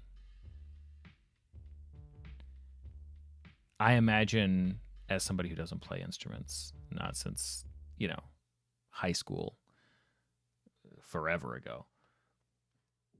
I don't know for a fact, but I have to imagine that people that already play the violin would be like the worst people to take advice from about getting started with the violin. Like and I'm not a musical guy, but I just assume that it's like, well, if you want to play an instrument, or if you want to, it's like, well, get like it's just like paint stuff. It's like, get the cheapest piece of crap one that you can, and just try messing with it for a while. Just get a feel for it. Like, just make terrible music on it, and if you still want to, then you can start to learn from there. So much advice, quote unquote advice, for miniature painters, new miniature painters, obsesses over technique and like, oh, you got to thin your paints. Oh, you got to do this, don't do this, you got to do this. I think just like pick a miniature that inspires you and just make a mess, make a monster. It's a lot more akin to finger painting as a kid and making crazy stuff and getting experimental. It's a lot more akin to that than it is like, ooh, model making, exquisite. You've got to get all the details. Like, all that technique comes in time if you want. But don't take it as me pressuring you. It's tough to try to, like, sometimes I find I want to counterbalance the certain flavor of advice out there in terms of how to approach this stuff. But true, yeah, Mythic, absolutely. Yeah, document your process, right?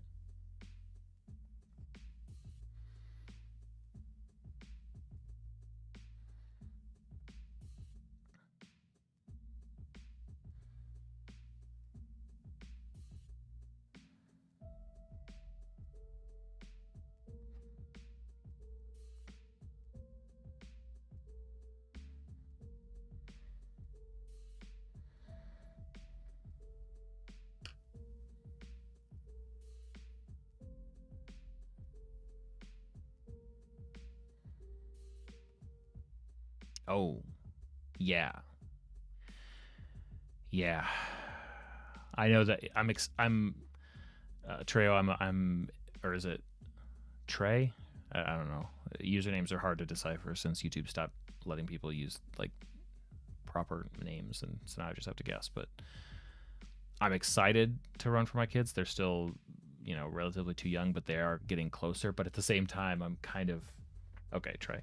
But at the same time, I'm also kind of dreading it because I know that they're going to want to play it all the time. At least if they have half as much fun as we all do, and they'll probably be better at it. And so I have to be prepared for that, because it's going to be hard to deny running lots and lots and lots of D&D, but running stuff for kids has been something I've wanted to dive into a little bit more. I think I've got 1 or 2 videos on my channel about it in the past. I've run for like a 10-year-old's birthday party before, and stuff like that. Black Magic Craft, that's the channel name. His name is Jeremy. He's basically, a whole bunch of people, including my sort of foam crafting mentor through his channel. Most of stuff that I'm any good at all when it comes to crafting terrain comes from his channel. He has a great series on there that he I don't have the videos offhand, but Black Magic Craft, like for kids, like he made a couple of videos at least where he was making terrain and making grid-based stuff that was a little bit bigger. So rather than like inch grid stuff that's like very fine, like going to like a 2-inch grid, and kind of chonkier terrain and bigger size miniatures, just stuff that would be easier for kids to work with. And yeah, I think that would be That's I've always kind of kept that in the back of my mind for when that time comes with my kids. I think you're excited for your kids to play. You do see their mind for your 6-year-old sometimes. Oh yeah. Yes, certainly. Like the skills, like dungeon D&D skills, yes anding, improv skills, they translate super well to playing pretend. Kids do it so much better than we do.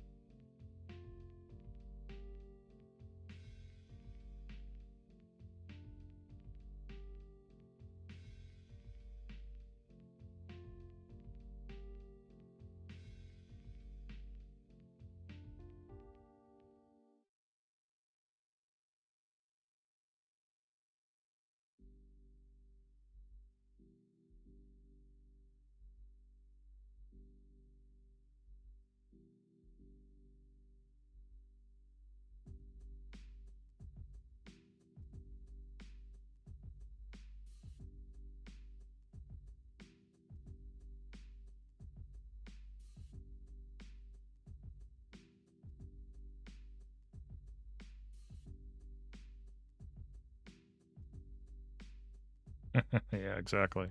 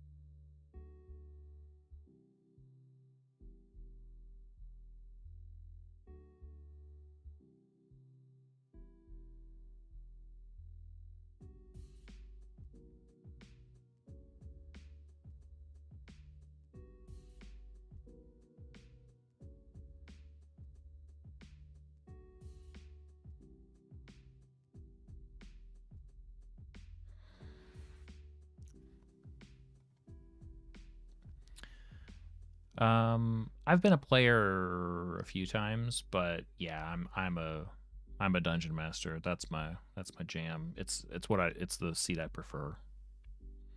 I'm good with that. I I've yet to see the end of this fun like tunnel. Like I've been to see I can go pretty deep on this still, I think.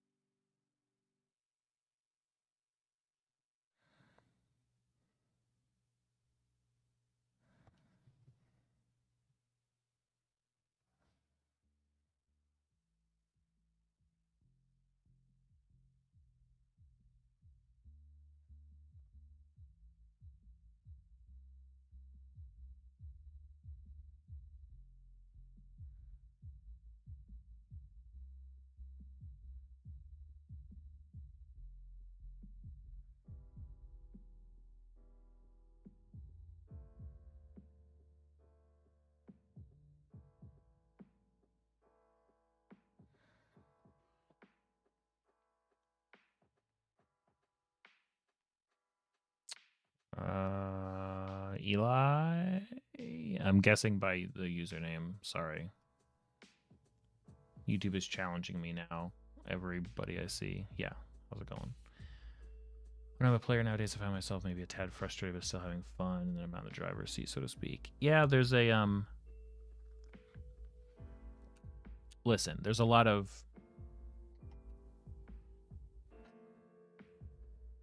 once a DM, always a DM, right?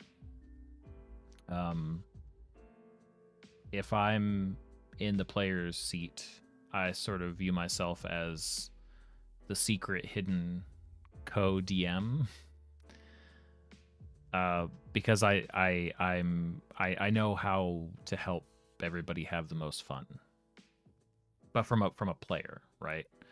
I can help. Just like every player should, I think. But I think we're in a unique position when we sit in the player seat because we can see the puppet strings, and we can, you know, we can.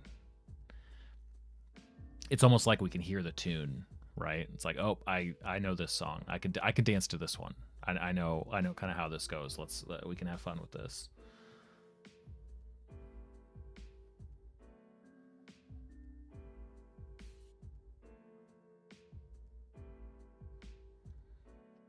Totally, totally.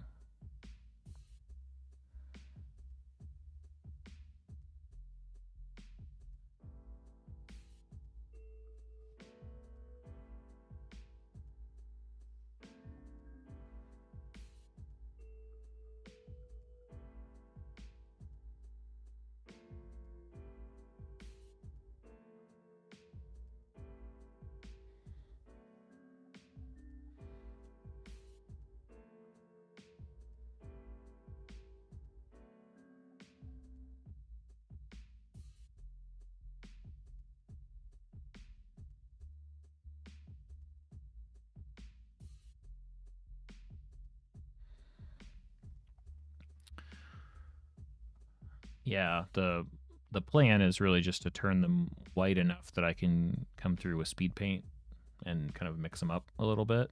But I mean, I guess there's always a possibility that the white works.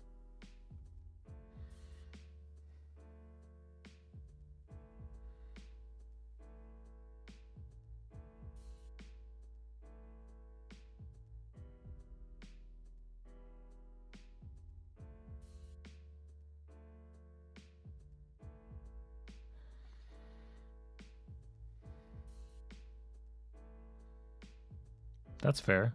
Yeah, I get that, Trey.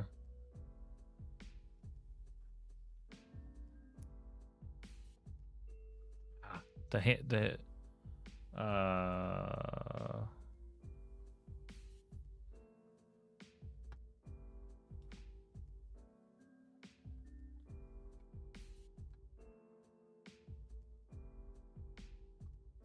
check my latest.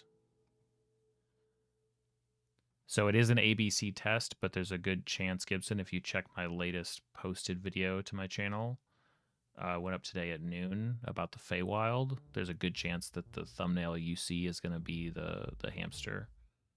I just need to. Maybe I can post it to stream chat or something like that. It's put away. It's in one of my miniature bins. I did a terrible job of taking pictures, but I did use it in a thumbnail already.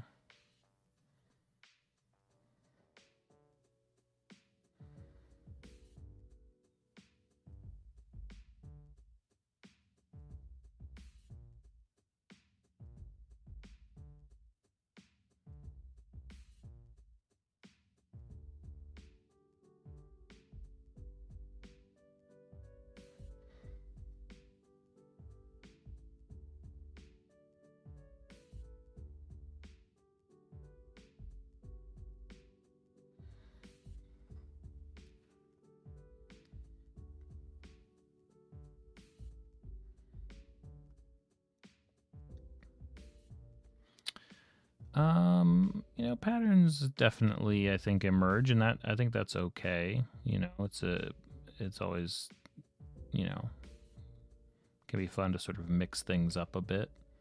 If it's been a while since I've made something more mundane, for instance, I might do that.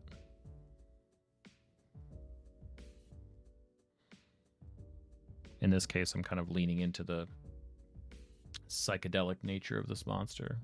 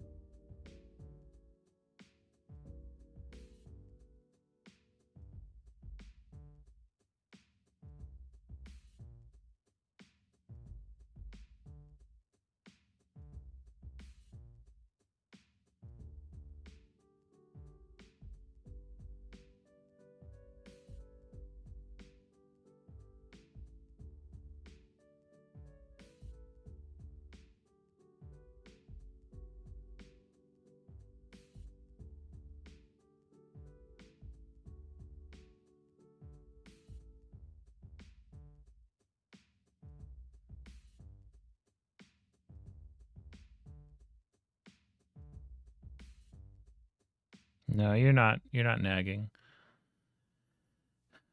I need to. So I have a new plan for the bricks. This isn't an answer to your question because everybody's bricks are behind, but my plan is to move them over here. So one of the main issues I have with my current implementation of bricks is that it's only in certain situations anybody ever sees them. But now that I've made this table over here a lot more like visible in every stream that I do, I can actually like make, I can make a brick wall. I can actually start to build it up. So that's that'll probably be the first time that you and a lot of other folks see their brick is going to be actually over here, and hopefully on stream a lot more often.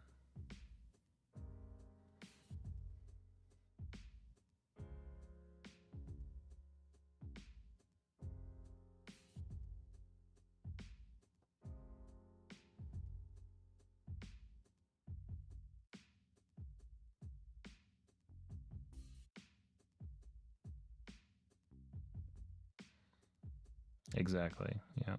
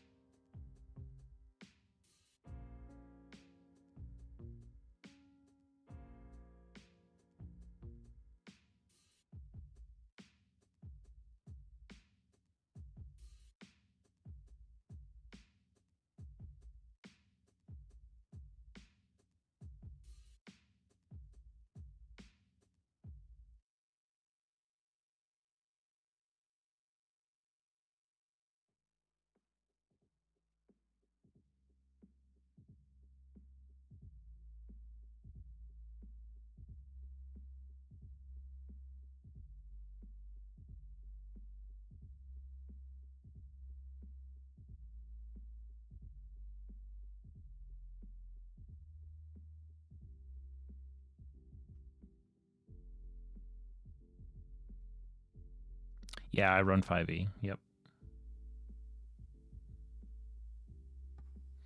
Now the stuff that I've been making, my zines sitting over here, they're system agnostic, just kind of idea generation kind of zines.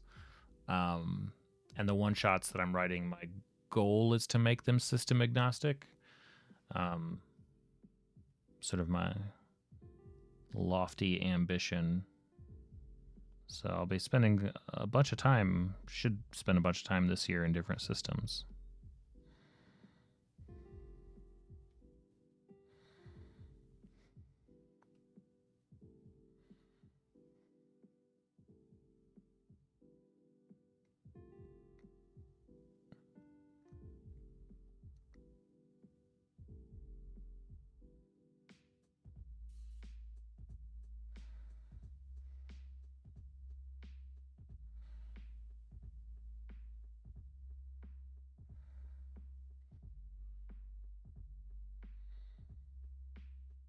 Oh, yeah? Well, that's good.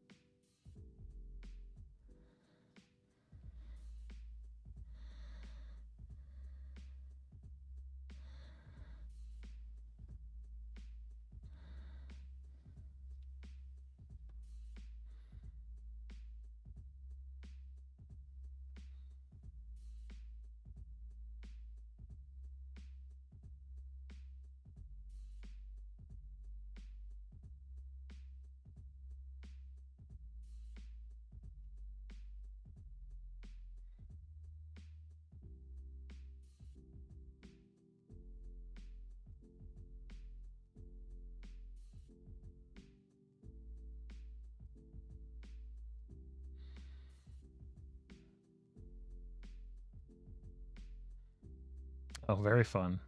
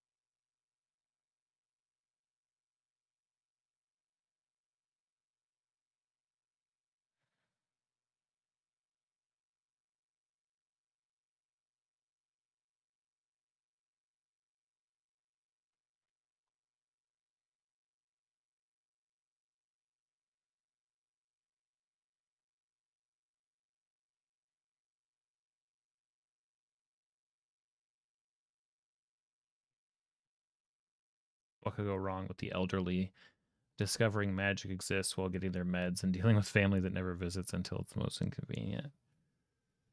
Fair. Yeah. Sounds like a good premise.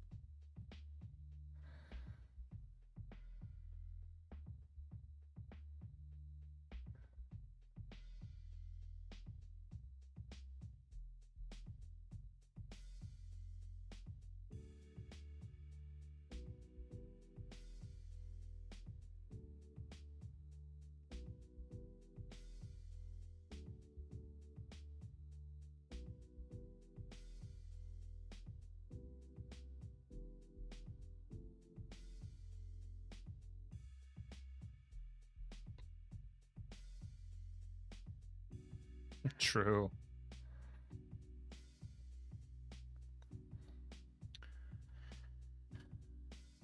This monster is just reminding me that I've wanted to do a stream for a while called a monster at every level, or like a boss fight at every level, something like that. Because it's fun. Like, what I like about a creature like this is that it's big. It's not crazy big. It's small, but it's not too small. Like, I could pretty much skin this monster to do about anything against any group that I need. Like, I like these kind of weird, vibey creatures like this. Like, it looks weird. It is weird. And it could pop up for just about anybody, I think.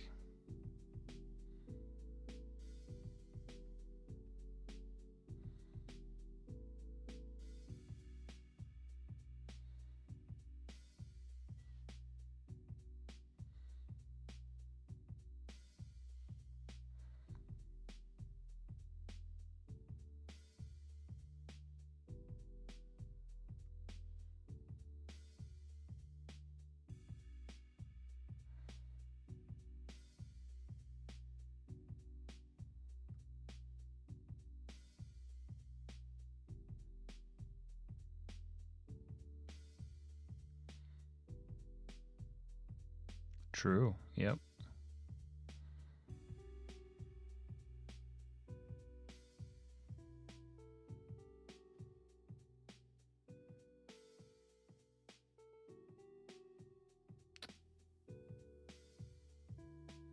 I knew I'd miss some.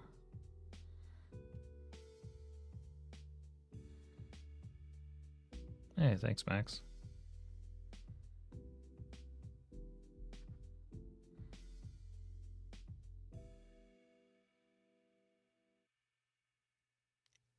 Doesn't matter how many times I turn a miniature back and forth, I'm gonna miss stuff.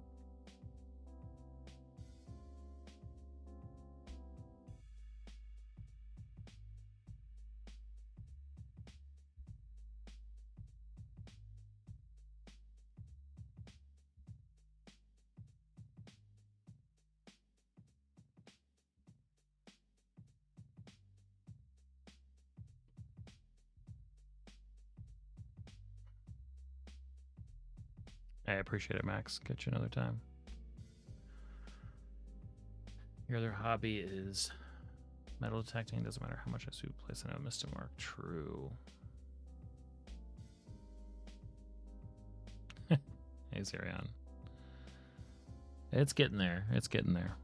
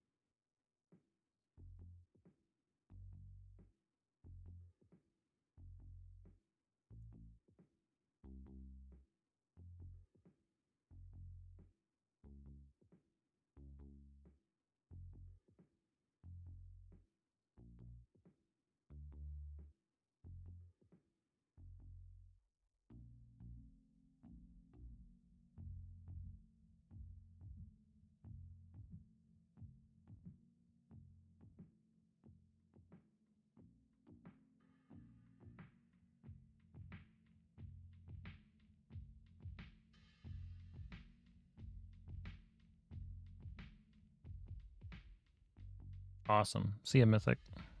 Good luck.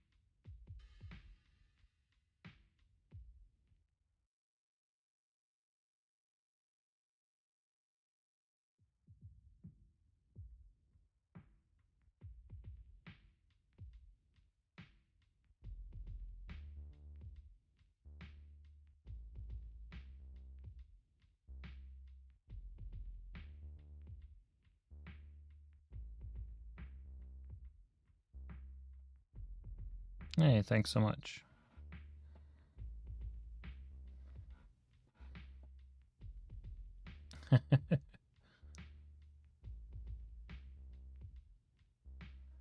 I know the feeling, Trey.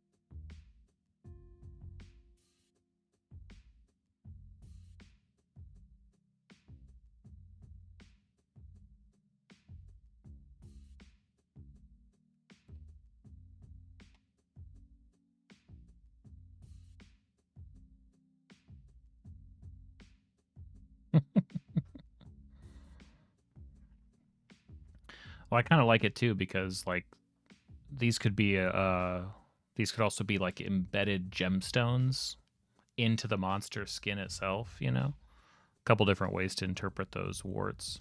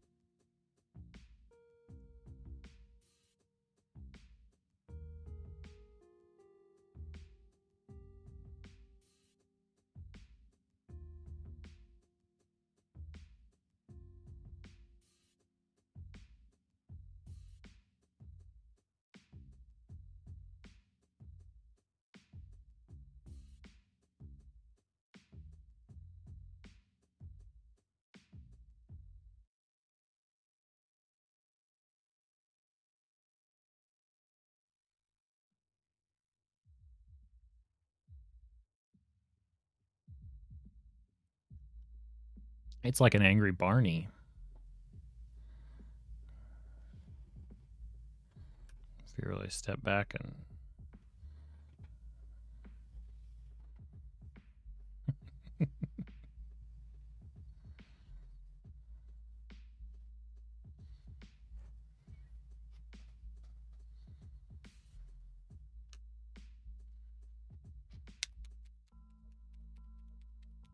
Aeon stones. Okay.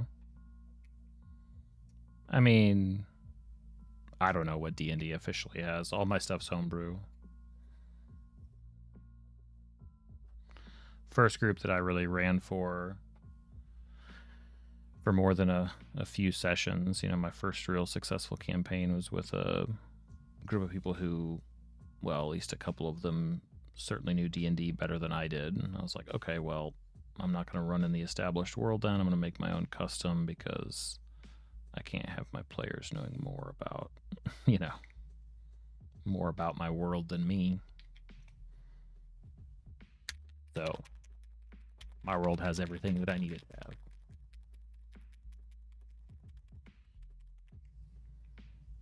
Right now I need more of this gray. Gimme.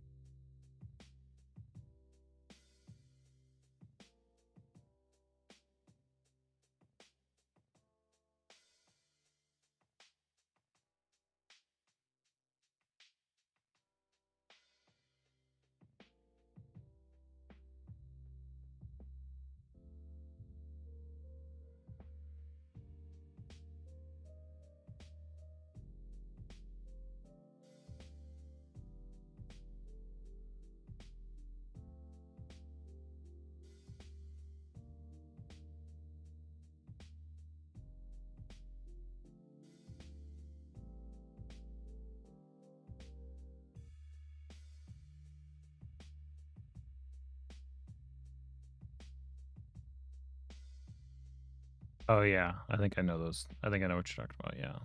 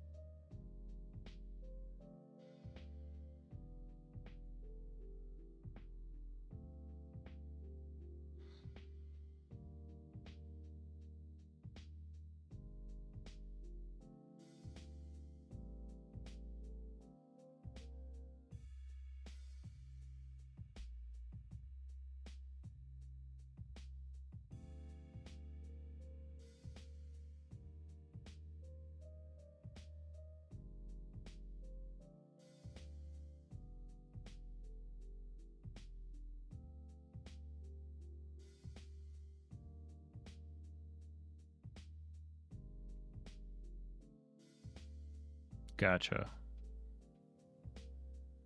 Nice.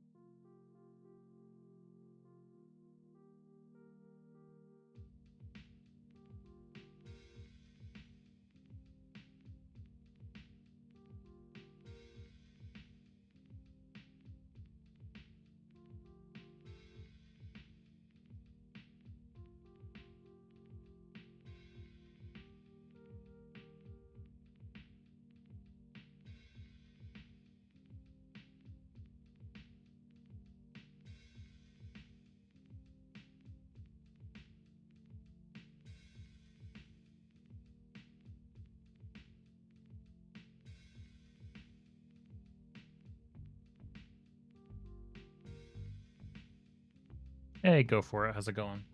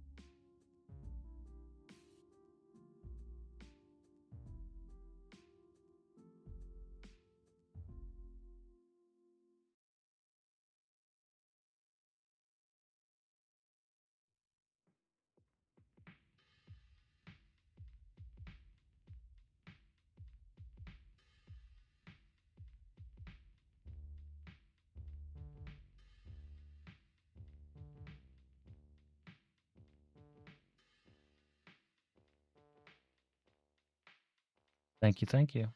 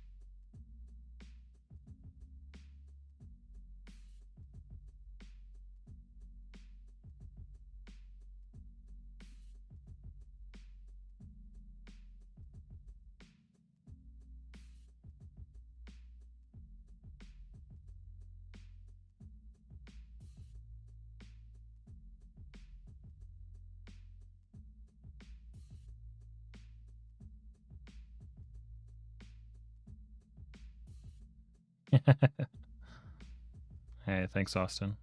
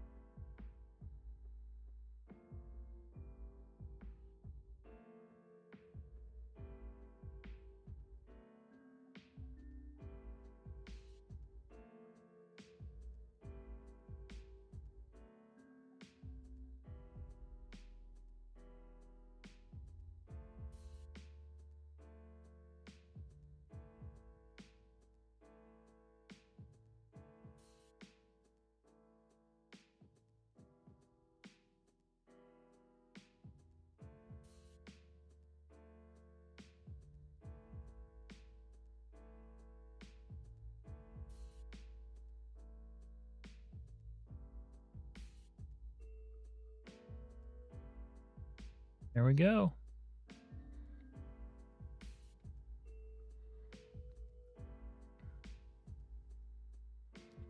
Pretty good.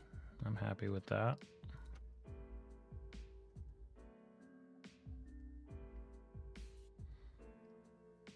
Definitely looks like more than a board game miniature. Yeah. You have to work a little bit harder on these to like find the spots to like add in some details, but I'm really pleased with that.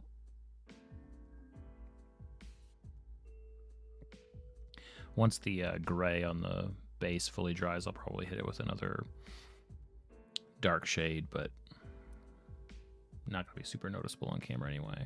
I think we're there. Nice little ethereal beast. I can absolutely make use of that guy. All right.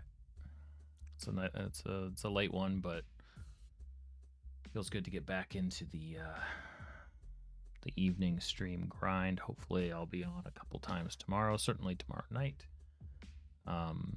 Back on here in actually just a few hours to do the daily encounter. Thanks everybody for the great conversation and for hanging out. We do miniature painting every Thursday night, so if you like this in particular, we'll be back next time. This was a monster night. We'll go back to doing a character, more of a kind of a player character or like NPC miniature next week. All right, cool. Thanks everybody. Catch you next time.